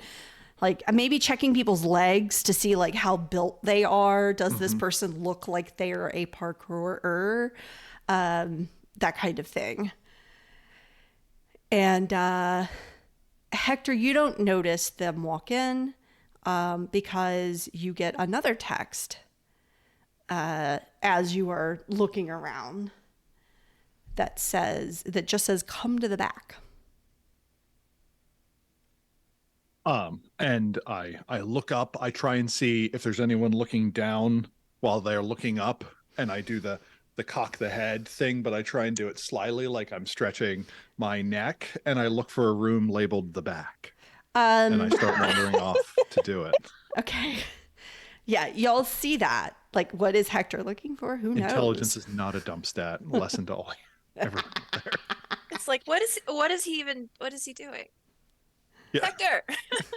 but I look amazing. I've decided this is inscrutable Hector things, and so I'm just gonna follow him without questioning. He just does the way shit of like ghosts. this. Yeah.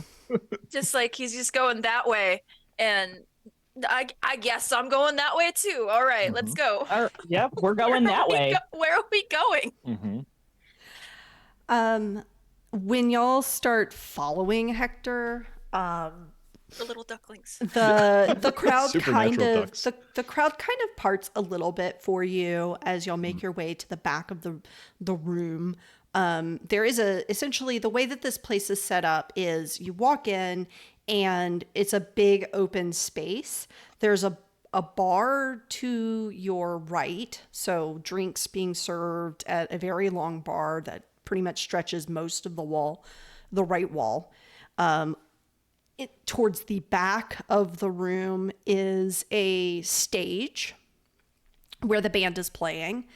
There's like to your right, there's almost like a weird like series of steps where there are some chairs that people could like sit and hang out and watch the show, and everywhere else is open floor. To the right of the stage, so right where the bar cuts off, and there's like this corner that's in the far right corner, is some doors or some openings. There aren't actually doors that lead, clearly one would maybe lead backstage and the other one would probably lead to like bathrooms. And if you've ever been to Numbers nightclub in Houston, that is what I'm describing. Got it. That clarified everything perfectly. Okay, I'll take your word for it. Yeah. It's like that's very specific. Yeah, well. My father was Numbers nightclub. You know nothing of his work. I guess I will go towards the backstage area then. All right. So Supernatural ducklings in tow. yes. You when you kind of get level with the stage and then past, there's less people here because it's the side of the stage. You can't really see the band, and so people aren't really like here. And so it's kind of cleared out. And at this point, I mean, I think Hector has enough like kind of situational awareness to realize that some people have stepped out of the crowd with him. That I'm being followed. I try not to make it obvious, but I think I'll just whip my head around and kind of do that knowing glance, even though I don't know who I'm knowingly glancing at as I continue into the backstage area. Yeah, you see it's Nuala and Sylvia, your friends. Oh, okay. Got it. I thought I was going to be like, we're being followed. No. And they're like, yes, you're literally being turn followed. Literally, around. until this moment, didn't realize that these people were following you. Okay, got it. Yeah, when you turn around, I'm like,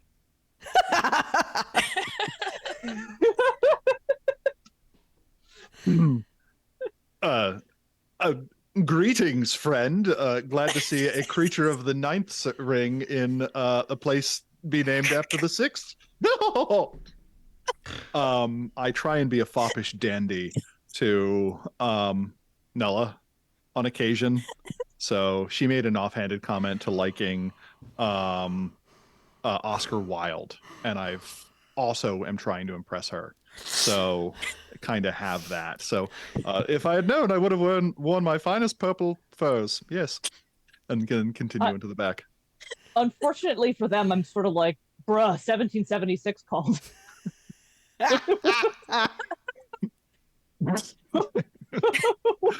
I will not be your Marquis of Queensberry. Yep. Good to know. Oh, Sylvia, lovely seeing you. Oh, and Sylvia. Oh. Oh. Yep. Oh dear. Okay.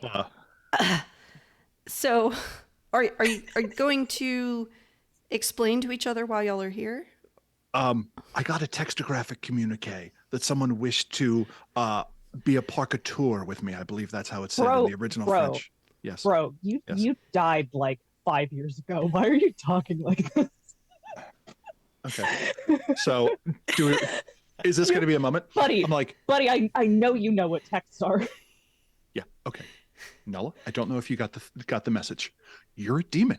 You're unique in creation. You were raised by humans. You No, I are was a actually network. raised by Pardon me. You were raised in the human world. You are a walking serial that would get at least 4 seasons on Netflix, or at least develop a very large fan base and then be immediately ended. Sylvia has to consume the blood of mortals. She is a living embodiment of eat the fucking rich. I am a middle manager, a dead middle manager for a company that makes plastic injection molded cages. I have nothing. My family is Hispanic. I know nothing of the culture. And now, frankly, I'm embarrassed to even investigate it. Give me something. What? I gotta try on different things. I'm still trying to find it. I need to make a mark in the world. You literally make a mark in the world when you walk. I've seen you do that weird sachet thing, and it just causes the ground to light on fire. And I think it just causes people's underwear to fly off. I can't do anything like that. The coolest thing I did last week was inhabit a cinder block to spy on a competitor. Okay? Give me this. Just do it. This is hilarious and so bad. I'm so sorry. You confuse them into submission. Phase attack. Got it. All right, man, I'm sorry, but you can just say text.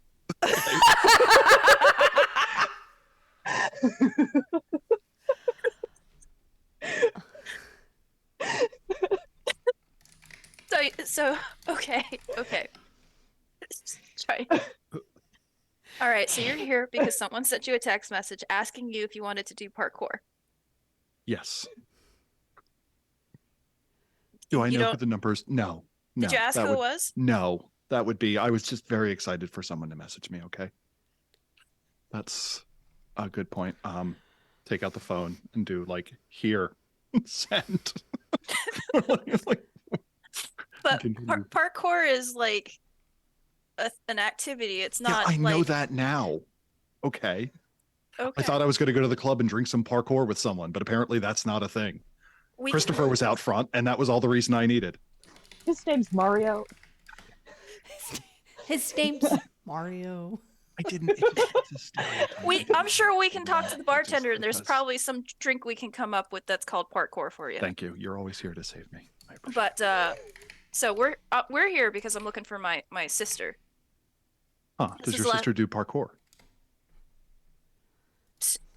She's a fitness influencer, so probably, maybe she's a vampire. Just seems the thing unfair. she does. So, question: when she looks at herself in the mirror, does she see herself, or is that just a stereotype? I think that's just a stereotype. Oh, keep doing that. Sorry. 150 policías y guardias civiles buscan al asesino o asesinos de la. Your people. It's a thing.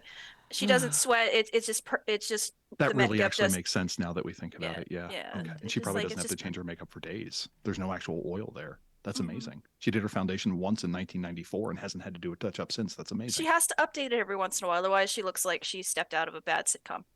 That makes sense. That does. But yeah, last time she posted like 3 days ago she was here, but she's gone missing.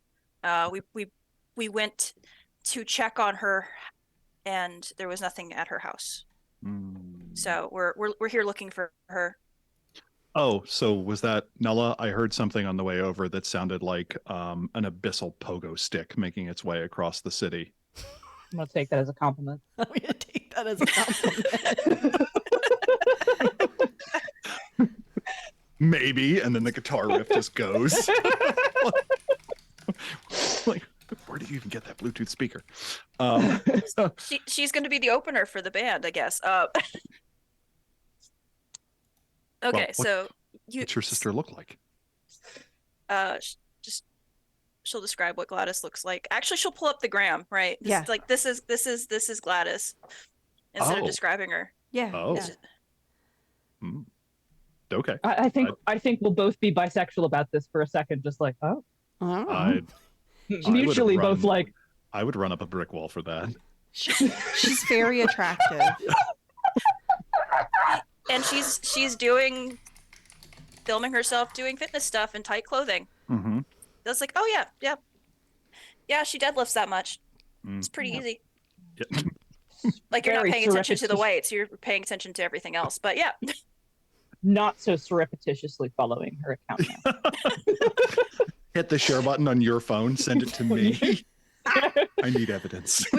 You just automatically reach out and hit the little like button on her. You're like, now it's weird. You made me like my sister's picture. You made everything awkward. You always make everything awkward.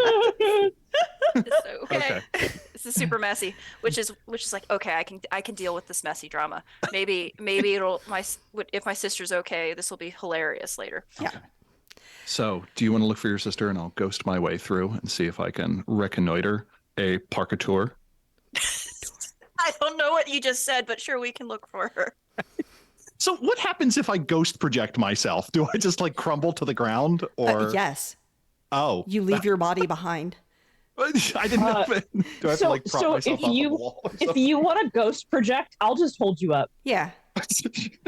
I'm sorry, my friends had a little bit too much strength. You don't look dead when that happens. You just look like you're sleeping. But yeah.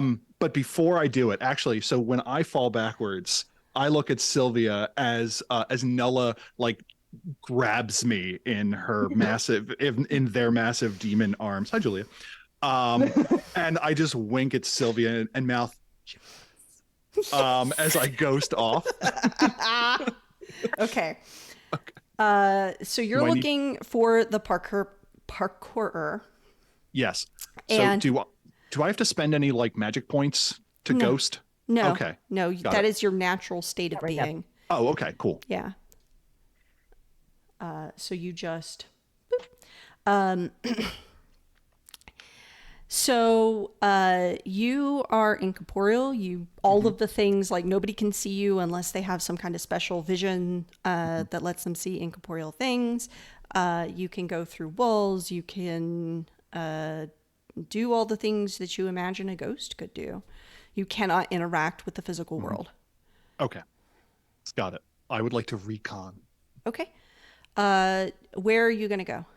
I think I'm going to go. I'm assuming when you said meet me at back, that was backstage. Sure. Otherwise, I've wildly misunderstood this, which would be par for the course.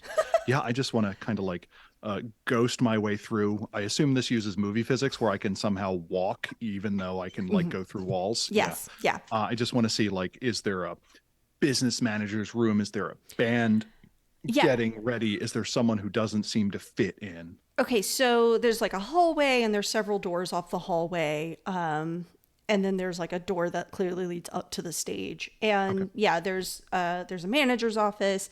There's like a couple of prep rooms where like, there's really just one kind of big prep room where there's like a band that's waiting to go on stage, a place to bury strangers. And you don't really see anyone who doesn't look like they belong. Oh, okay. You do notice, though, because this is what I will call a lead, that the back like emergency door is swinging closed as you enter the hallway. Swinging closed as I enter the hallway. Yeah. I'm going to follow in pursuit. Okay. So you're going to follow in pursuit. What are Sylvia and Nuala doing with Hector Body? And like, what are y'all doing while you're Put me under waiting? like a coat, like a nappet. I presume with my sort of beefy physical stats that kind of holding him up is One-armed. really not that much. Yeah. Not that big of a deal for me. So like, I'm going to make an attempt to make it look like I'm just sort of taking care of a drunk guy, but I'm gonna kind of like find maybe a corner or a booth or something to sit in where I can observe everybody. And me and the body are gonna make sure that like nothing, like, so he spiritually went into this back room, right? Yes. He's immaterialing around. I Did anybody follow him in? You didn't see. What do you mean? Okay. Like, when he went in there, did that trigger a subtle behavior in anyone in the room? No. Okay. I want you all to be aware that everything I can do is flashy and stupid and not helpful. So, Well, like some of the Not- stuff that I can do here, besides going poof for a scene, is like super dramatic. Like she can give herself armor, use magic to give her harden her body to have armor. She can call forth a swarm of animals. And then she can like move one range band to heal people. But if my buddies are like dead and a demon, I don't think my healing's gonna do too much. That's not true. They have health levels, just like Okay. you. Cool. Um, Can Yeah, I do was magic just about to first. say. yeah.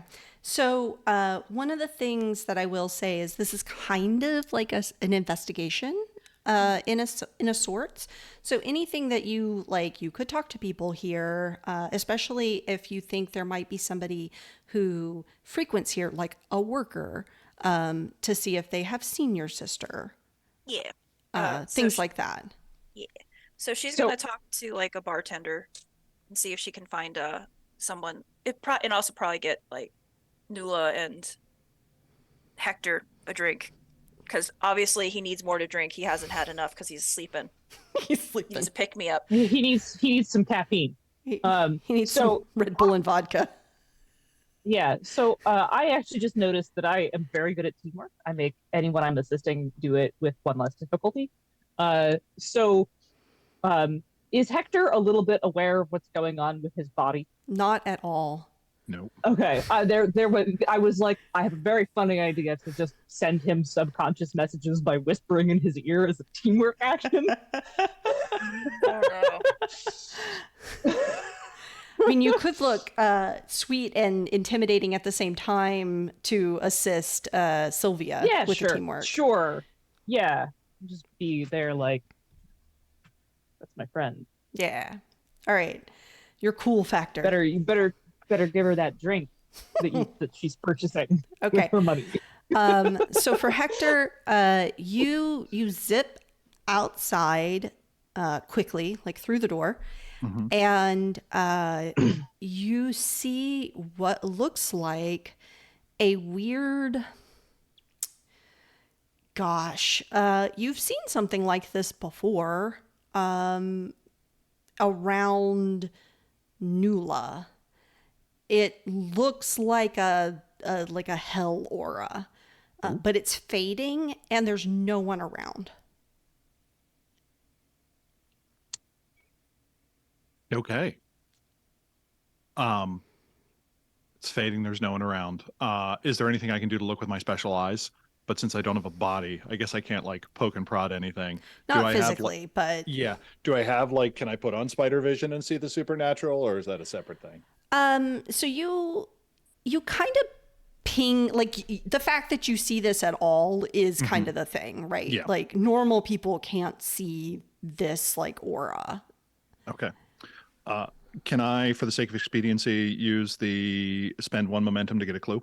You sure can. Okay, I'd like to spend momentum to get a clue.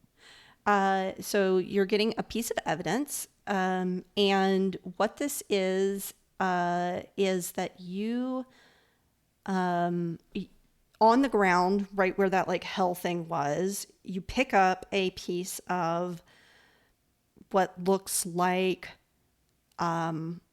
charred remains of like a cell phone.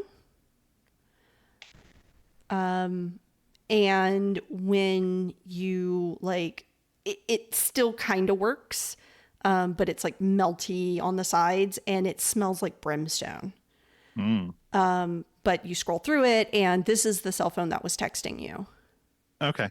So I assume since I'm immaterial, I am using my once per scene possess an inanimate object thing to do this.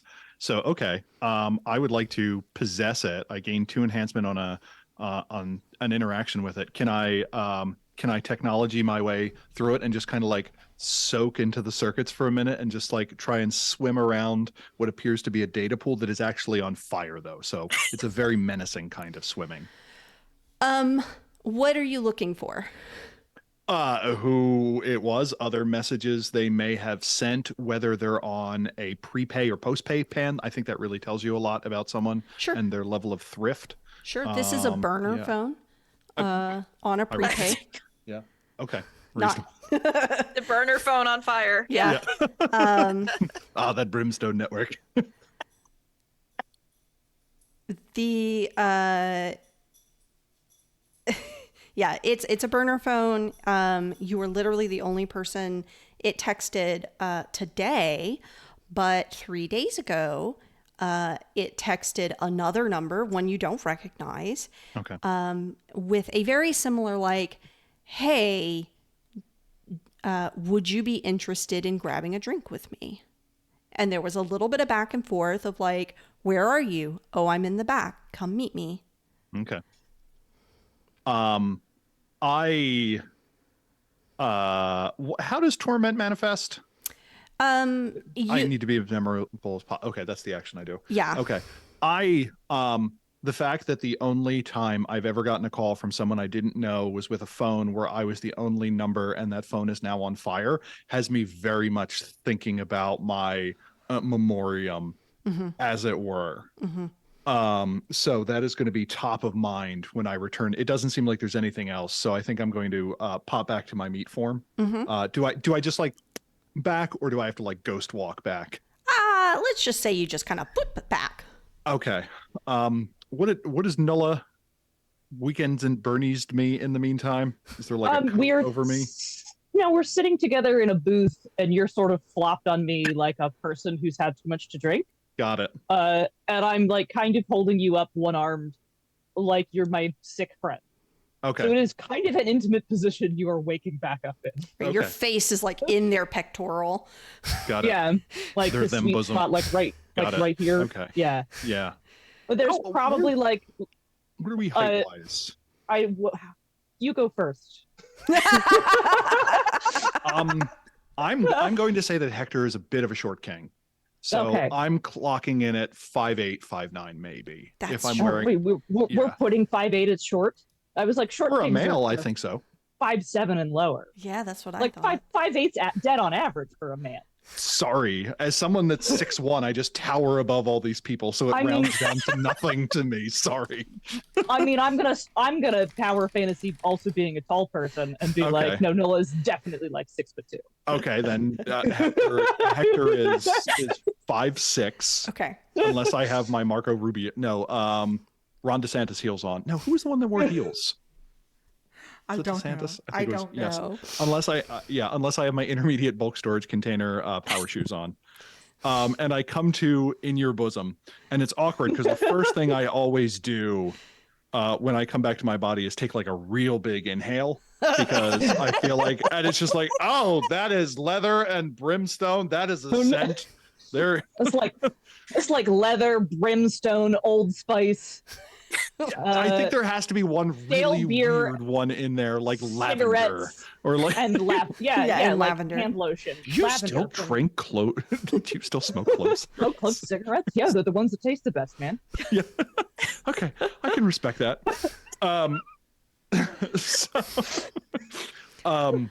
And I'm gonna go to Sylvia. Sylvia, do you know this number? And I say it very loudly as I just like reel off the number. That is Gladys's phone number. Okay. That's Gladys's phone number. That's my sister. There's a cell phone in the backyard that is currently melting to nothingness, which is reminding me of the immateriality of memory that also had that number in it. Okay. So, are you crashing the band? What are you doing? Are we crashing the band? I don't even know what that means. Do you just want to run on stage and just like Where is Gladys? So really quickly, before that happens, Sylvia had been Before talking. you ruin my plot. Yeah. here's some- No. That's perfectly fine. Before that happened, though, But yeah, Sylvia she's looking had for talked. Gladys, Had talked to one of the bartenders. So let's really quickly get what Sylvia found out from the bartender. What exactly are you asking the bartender? Just like, hey, I've looking for my sister. She was here a few days ago. This is what my sister looks like. Have you seen her? Do you know what happened? Yes. Okay. So this person, without like any kind of prompting or whatever, goes, "Oh yeah, that's Gladys. She's in here like 3 nights a week. Always talking to girls and getting them drunk and taking them home. Not in like a bad way. No, I'm not saying anything bad about that. Like, do what you want.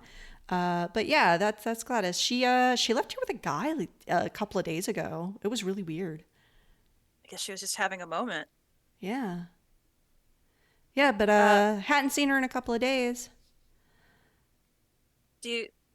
Have you seen the guy before? Or No, he looked like a definitely not a usual.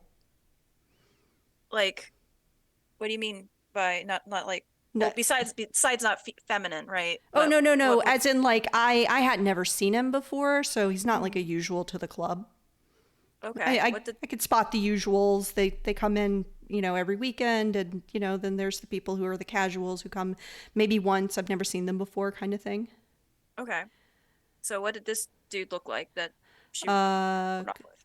kind of tall, reddish hair. He looked a lot like your friend back there. And she points at Nula. Interesting. Okay. That's concerning. Okay. But haven't seen her. She left with this person like a few days ago. And Yep. has anyone turned in like a phone or anything? No, I mean, you can go check the lost and found box if you want. Yeah, I'll go check the lost and found box, see if her cell phone or some of her shit has ended up there. Sure. She pulls it out from behind the bar, and there's just like, there's 5 pairs of underwear. There's like at least 2 or 3 cell phones. All There's Noah's work. there's a there's a party. scarf. There's thought a the power demon hat. was telekinesis There's a based on pair how of the undies dress. gloves. There's a water bottle. There's all sorts of things that people might bring to a club, take off while really hot, and then leave behind. Okay, so nothing that's But none of it you think belongs to Gladys. okay. And then Hector comes up and was like, "Do you recognize this number? Blah, blah, blah, blah, blah, blah, blah." And yes, in fact, I have. Where and you found it in the back? Yeah, I did that thing where I swim through a cell phone, but this time the cell phone was on fire, which is a weird metaphor for the impermanence of being. In fact, I composed a short poem that I'm going to read before the band goes on in the style of Allen Ginsberg. All right. Okay. Cool. Yeah. Are you going to improv this poem for us before we go and we go? I mean, I could. If you two can take the narrative thing, and I'll just be in the back. I saw the best minds of my generation destroyed by memory, starving, hysterical, naked, dragging themselves through the psychedelic streets at dawn. He's just rambling at this point. I mean, people are moving away from you because he sounds so like unhinged. Just got to get the guitar riffs to going and Yep. you got Bongos. I'm more of a bongo person. So how do I hit the torment button? Like, Go on stage and start reading Okay. your poem. yeah, I would like to do that. All right. Having delivered all the narrative information. Yes, absolutely. Like without any other preamble, Hector just goes on stage. There is a little bit of lull. The other band has left, and there's like music going on, and just grabs the microphone and starts reading off this poem. In the depths of remembrance, where time's What is tapestry Nuala and unfolds, Sylvia doing? lies the enigma of memory, both fragile and bold, a treasure vessels of moments, joy and strife, yet woven into these fabrics. Hector did just say that there was a cell phone burning to a crisp outside. Yeah. So Sylvia's gonna go get the cell phone. Yeah, let's go investigate that. Okay. And be like, yay, Hector, and like run. And as you do that, I go, thank you. Canto 2. Just Everybody's I do like the idea that they try and drag me off stage and I just go immaterial. I don't know. Are y'all going to try to drag him off stage or just let him? No, he can have all the attention he wants. It's fine. He can make the biggest scene he needs. You do care. You, boo. Yeah, chase your bliss. So there's a strong indication that there was another demon that was involved. Yes. Do I need a special power or something to sniff that out? No, I'll say that now that you are aware that another demon was probably here and involved, like all the signs are there. You can kind of, that subtle hint of brimstone isn't just me smelling particularly pungent today. Can I follow the vague scent of farts? Yes. I'm gonna say that because this is a dramatically like a dramatic thing of like if you fail to follow the correct smell, vague sense of farts, yes, the vague sense of farts, that you will, that you know there will be consequences for that, and because of that, I'm gonna have you roll. I'm gonna have you roll Esoterica because this is kind of your like magic that you're using for this. All right. And I do have points in that. Also, look at this cool dice jar that I got from Maple Moon Arts, my plug. Nice. They do custom dice and they do custom 10d10 sets, which are so hard to find. Very cool. I know. I don't know why people don't do more 10d10 sets.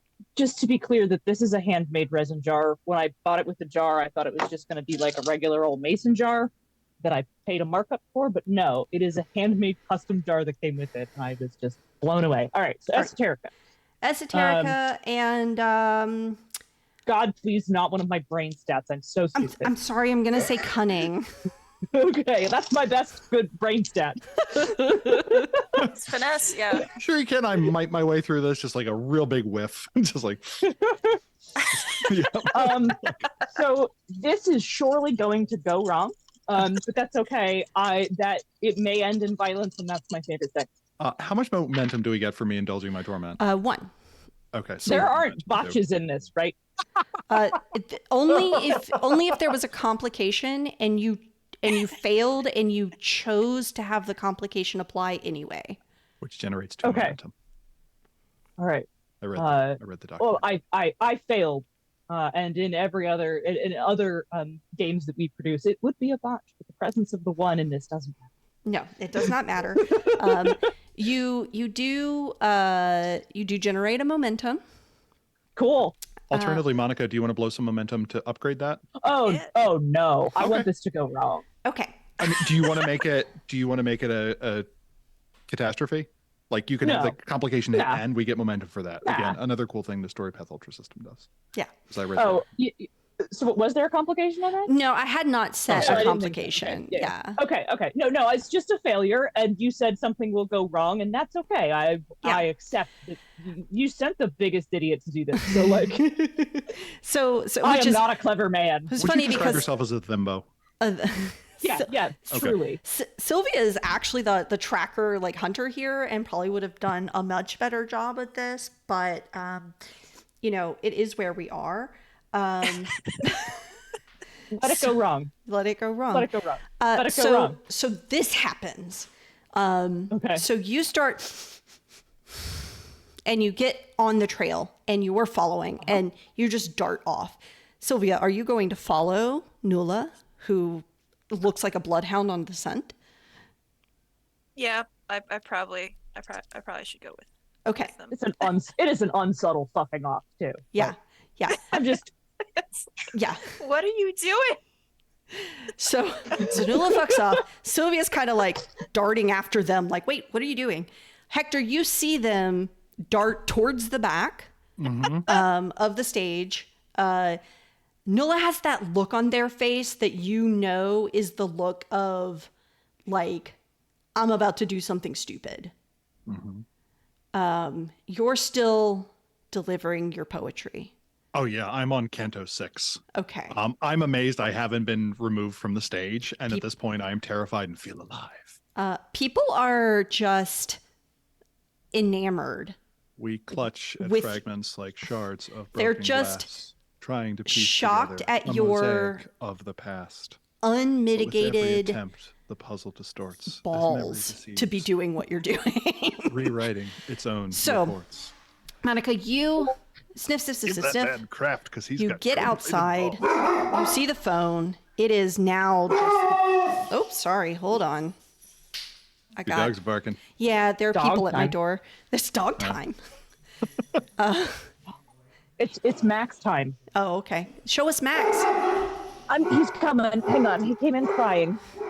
Oh, this is Max. baby. Did you not do cat banishing gesture before this live stream?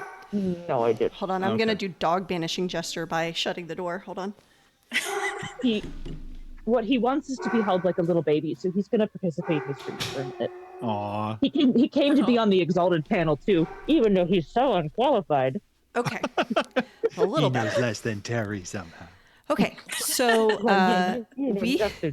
Okay, so this happens. Nula, like, goes outside, sees the phone, like, yes, okay, I'm on the trail. Keeps going, makes it to the parking lot, sniffs around more, finds a car. This is Okay. it. This is this person's car. This is how they got here. There's no one in the car, but you're like, I have found their car. Okay. And the trail ends here. At the same time, Sylvia, you notice that, like, this car is it parked right beside your motorcycle.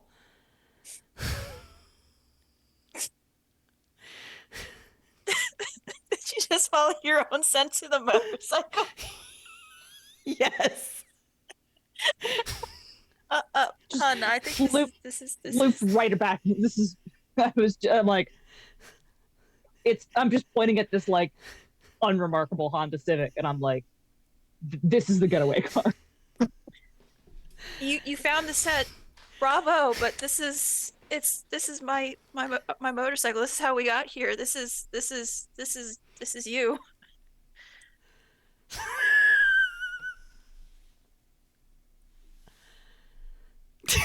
Oh, honey.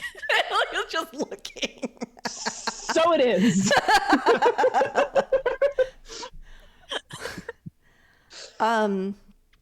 Inside Hector, there is somebody who is a man, tall-ish, reddish hair, otherwise very strikingly similar looking to Nula. Could be like a cousin, maybe? Walking And I up see to the this- stage. Oh.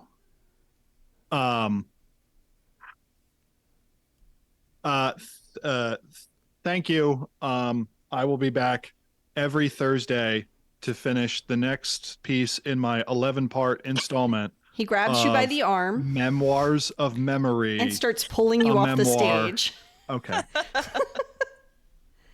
He says, come with me. Nula wanted to show you something. Yes, we both know who Nula is. Let's go. He's bringing you out the front door. This is awkward. I wave at hello, Mario Christopher, and continue. That guy just Okay. waves like, you're so weird. Mm-hmm. Does he lose his hat? Do you lose your hat? That's a good question. I mean, if you want to roll for it. I mean, that's basically torment there. I'm getting momentum if I'm losing a hat. No, that's fine. I'm gonna let's do. Have to hunt you back down if you're being dragged off somewhere. But if you're going back to the front of the building where the parking lot, we've kind of circled around to the front where we parked Yep. the parking lot. So we're about to see you anyway. All right. How much of a stink you're going to?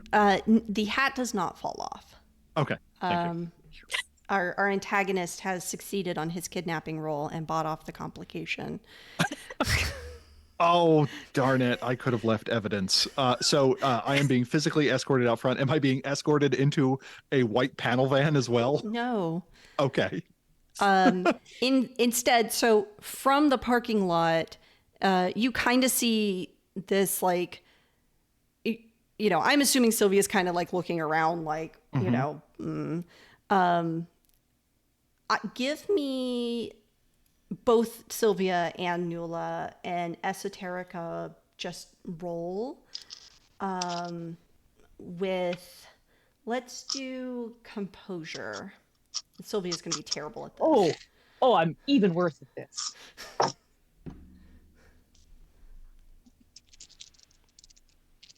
Is this where my exalted luck kicks in and I roll all tens? No, it's not. No, I'm still kind of like, you sure it's not this civic?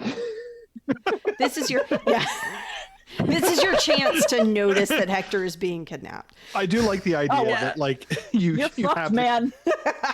Oh man, Sylvia's gonna try to see what's going on because it's like, oh god. I just picture Sylvia hitting the little key fob thing to make the doors unlock, which causes the lights to blink, and you do that, and Nola's like, "What are the odds?" Same frequency. Oh god. Hector, do you realize you're being kidnapped? Hector's not stupid. Hector is not stupid. I start peppering this person with questions. So what is it? Where are we going? Should I put on a new hat? And it is clear to me that I'm being dragged well beyond where I should be. And I'm like, normally when I recite poetry, they only take me around the corner and throw me in the dumpster. This is a completely different kind of abduction. So you're peppering the questions. Yeah, and then it's and you realize you're being drug off, and you once per scene, I can re-roll a roll and take the better result. I'm going to do that. Okay, do it. Oh, I have a success! Yeah. You rubbed all your dice together and got one success. Okay, so this is what's happening. This guy, he's not answering your questions, Hector's questions. Instead, he makes this gesture, like a big round circle gesture. He does it a couple of times. Oh, no. And what looks like might be some kind of hell portal opens up. Yeah. Big hell portal energy when you did that. And that the moment that happens, Nuala head like pops up, and you're looking directly at this guy opening a hell portal. I would like to resist the person pulling me into a hell portal if I could. Yes, you absolutely can try. Okay. I mean that I'm gonna try and slippery away from them. So I get to roll my 0 athletics. Unless I get to roll larceny, because they are trying to steal me. I'll give you larceny because you're trying to like slip out of. Okay. Are you sure it's not ranged combat? This actually might be kind of a fun thing. If we notice, Sylvia notices that this is happening now that Nola's attention has refocused from the civic to hell portal. Yes. No, this might be a good time for random animals to attack Demon Dude. All right. What kind of random animals? So the spell is Sylvia can call forth a swarm of animals to make an attack with ranged combat +1 enhancement. Add +1 each time she does this to a max of +3.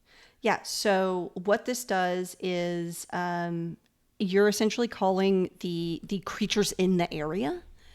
And so since you're in like a downtown area, oh dear, they're mostly going to be cats and rats. Can we have one very harried possum? Sure.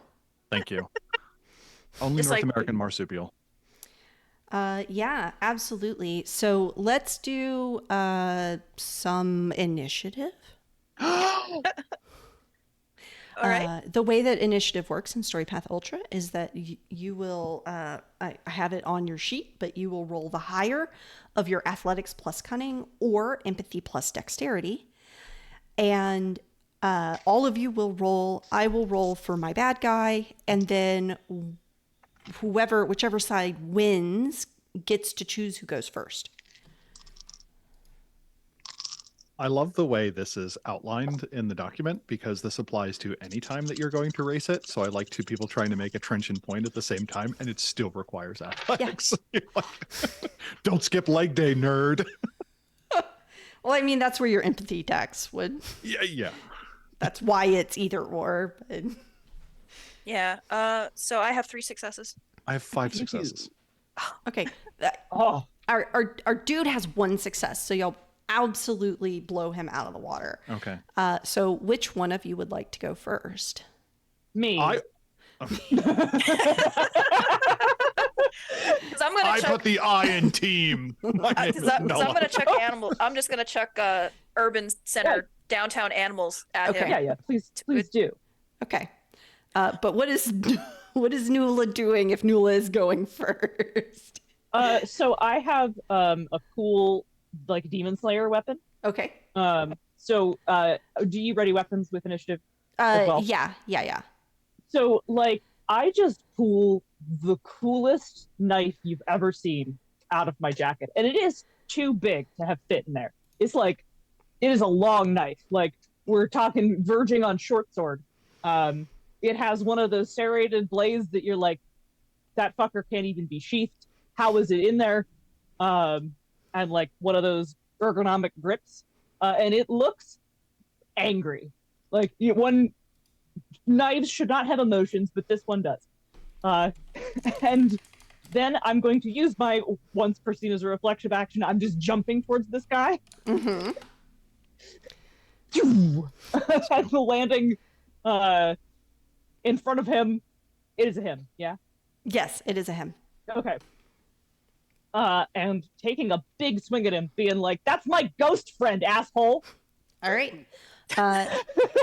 These are my twin knives, impractical. And He has a defense of 2. Okay. All right. And I presume this is close combat. Yes. And then I don't remember if there's a differentiation between might or dex for this. I mean, I feel like you're swinging all in on this, so that's probably I might. sure am. Yeah. Okay. All right. I almost asked you if I got sun dice.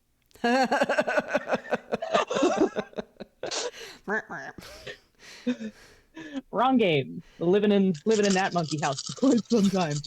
All right, so this gives me an enhancement, Mhm. and inflicts the aggravated status instead of dealing damage, and reduces armor by 1. Yes, which is good because he is wearing armor. Okay. 1. I have 3 successes, so my enhancement kicks in, bumping it up to 4. Okay.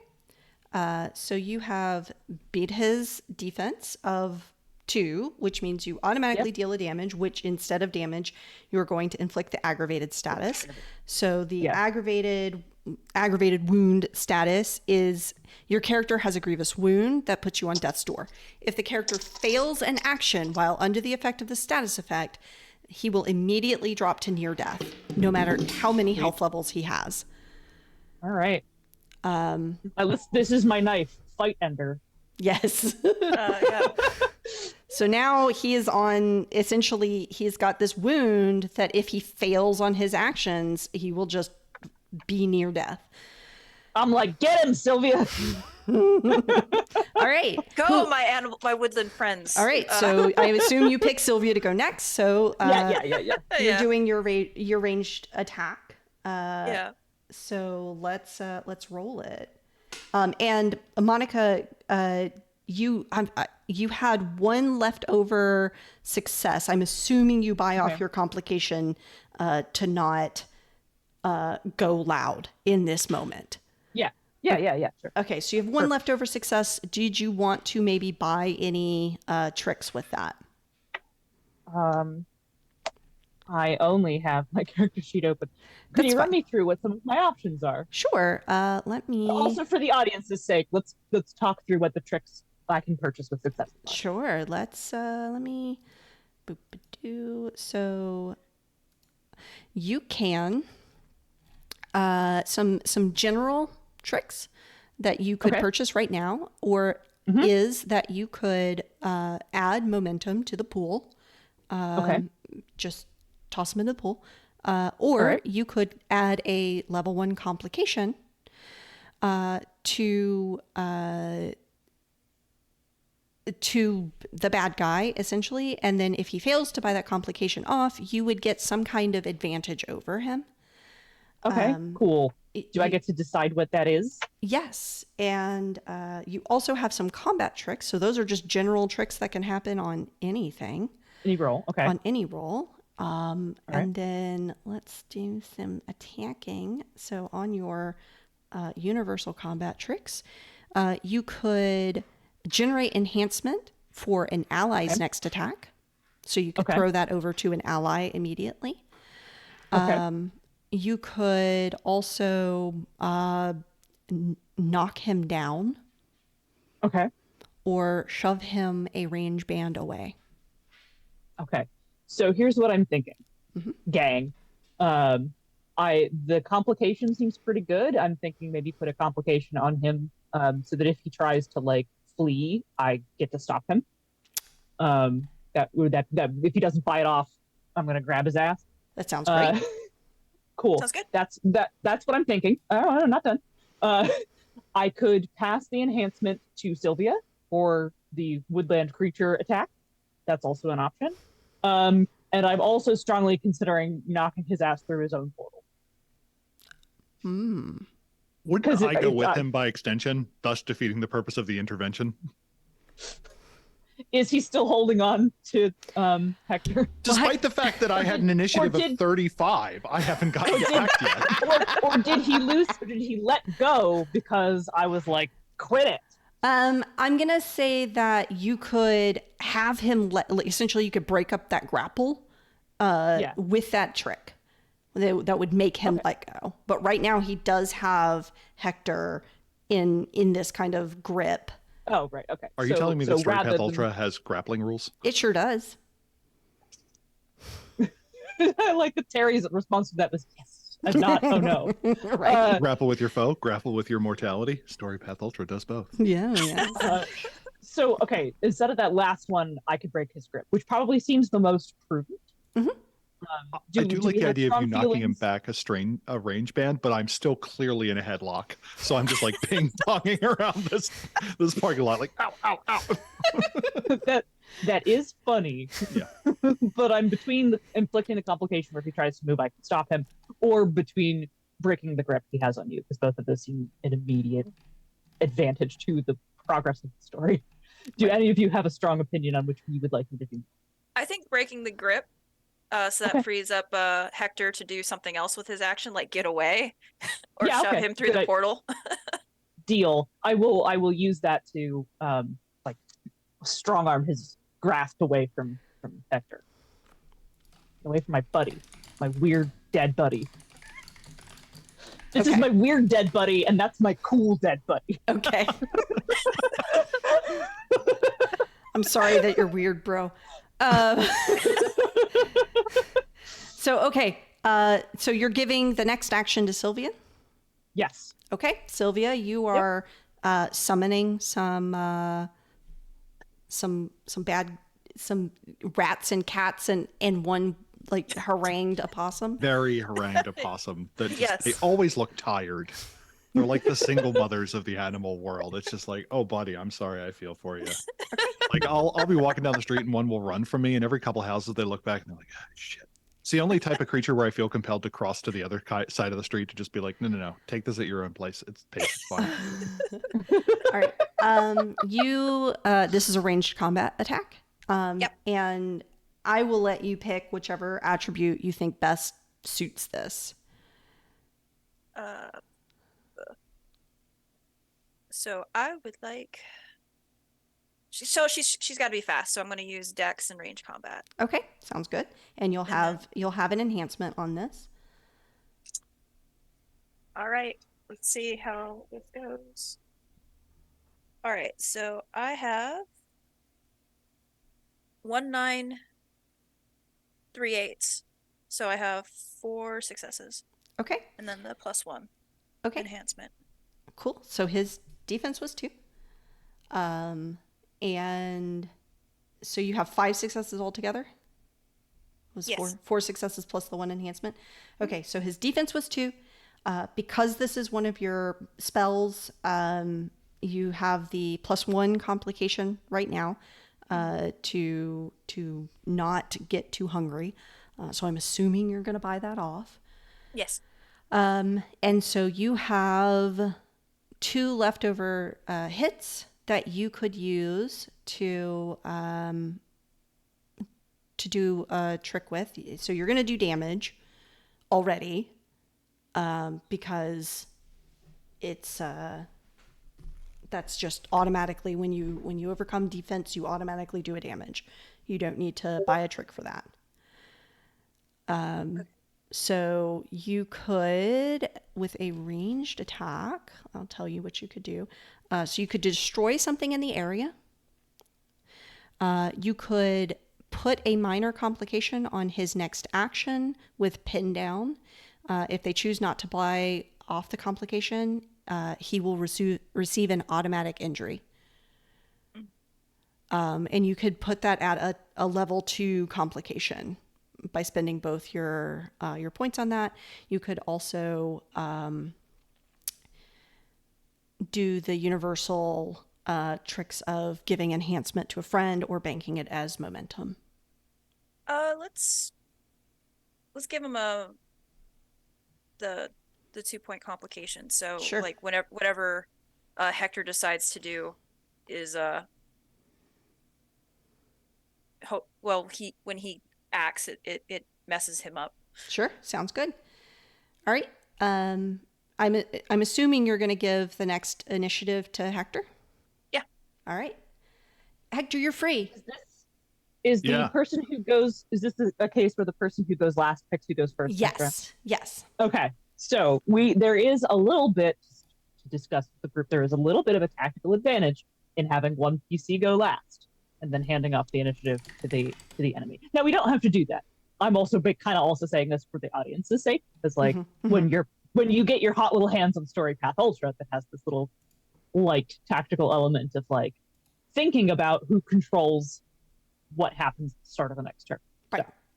So, just putting that out there for our audience and for our players. Luckily, unless another combatant enters the arena, we're not too concerned with that, right? Oh yeah, I'm not Okay. like, let's be strategic and not let the enemy control it. I was just calling it out as a Got it. It's a thing. Hey, if Hector knocks him through the hell portal or pantses him or something, fight could be over this time. It's true. Impose more complications on him. So like it's just this guy just walking complications. He's terrified of doing anything. He's just got 19 points of complication hanging above his head. Oh no, I can't fight these all off. So now that I am free, I can make a ranged attack using empathy that bypasses armor, which I assume involves me hurling insults. Like you're doing some emotional manipulation. Yeah. Emotional damage, Terry. Emotional damage. Yeah, I'll be like, yeah, you tell everyone that you graduated from high school, but you got a GED, and it doesn't actually matter in the eyes of most people, but it matters to you, and that says something. And we all know that now. We wouldn't judge you, but now we're judging you because you're judging yourself, and you're the harshest judge of all. And you need to, and when you're at home in bed at night, okay, with Mario. All right. We're running out of time, Terry. I love your detail, but make your roll.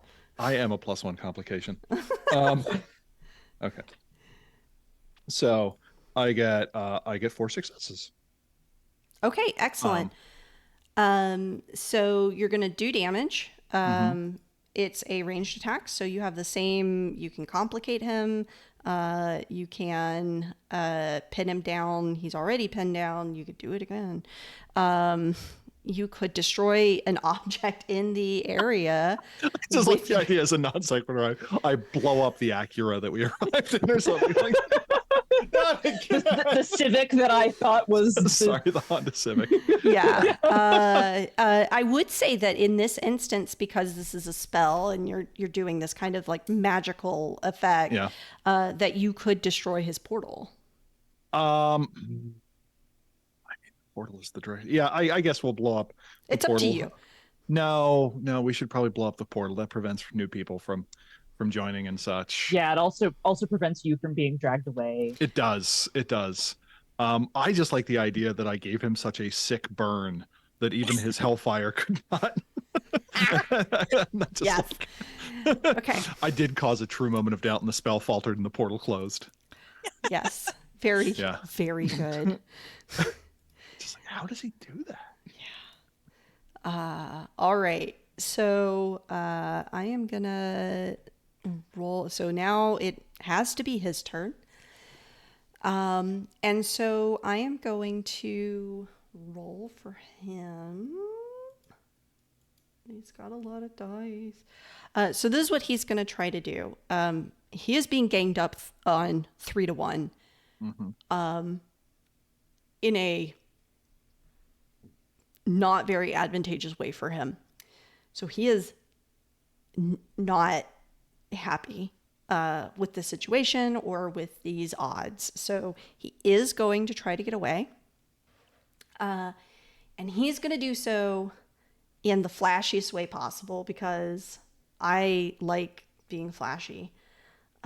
He's going... I mean, he's also a demon, so he's also a compelled demon. to. He is compelled to. So he is going to summon... Oh, yes, he's definitely... The Civic made of flame.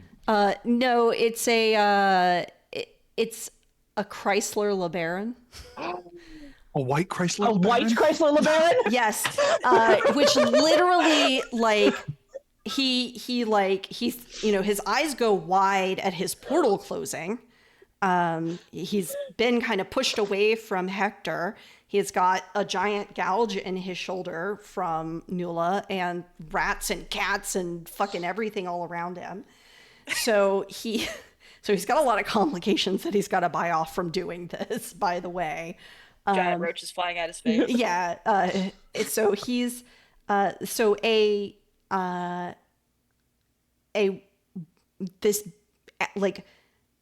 this screaming pit opens. This flaming white Chrysler LeBaron comes like screeching out of it, and like engine roaring, and he has summoned it. He is not like able to hop into it in the same action. He doesn't have enough dice for that. He will wind up taking, so he's going to buy off the complication from Monica. Oh, wait, no, you didn't impose the complication, did you? I broke the hold. You broke the hold. So he's going to buy off the complication that would do damage to him. And he's going to use his leftover success, because he got 5 successes, or 5 hits, which was amazing. So he's going to use this to impose a complication on Nuala, which is if Nuala tries to attack him again, he will be able to get in a counterattack and deal some damage to you. Yeah.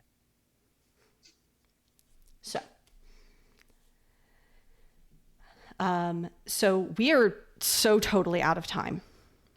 Yeah. So he can scream off and get away, and we can be like, yeah, I'll get you next time. And I'll be like, is it just me, or did his voice sound dark like tainted glass? Right. Tinted glass. Just need to get one more cake reference in. He was wearing a long coat, but he's going the distance. Yes. He's going for speed. Yes. And in this game, I will be an Austrian nobleman.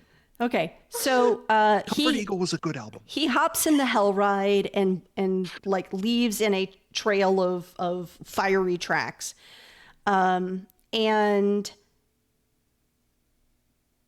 some things that we need to wrap up is, where's Gladys? So who was this guy? So I will answer those questions really quickly since we're out of time and you couldn't finish the investigation. This guy had kidnapped Gladys. She's actually, she was through that hell portal because that's where he was going to bring Hector. It's like it wasn't going to hell. It was going to somewhere else. You find her in a flop house somewhere. He didn't hurt her. He was absolutely using her as bait to try to get at Nula. He had learned that Sylvia and him and Nula were close, and was trying to, without taking Sylvia, essentially lure Nula in hopes to do something. Gladys doesn't know. Gladys just knows that this guy was very concentrated on Nula and was actually very frustrated when he kidnapped Gladys, when he realized that Gladys and Sylvia were no contact. and Gladys didn't know shit about Nula, which is why... This is so stupid. He could have just texted me and been like, you want to fight, bro? He doesn't know that. He didn't take advantage of the investigation system in Storypath Ultra.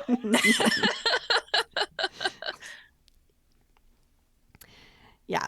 And Gladys doesn't know, like, did he just want to fight Nula? Did he want to kidnap them and bring them back to hell? She doesn't know. Family reunion. Is this like an Exalted where all the demons get together like once a year for like HellCon 2023? Or it's all the Infernals yeah. who have HellCon 2023. But yeah.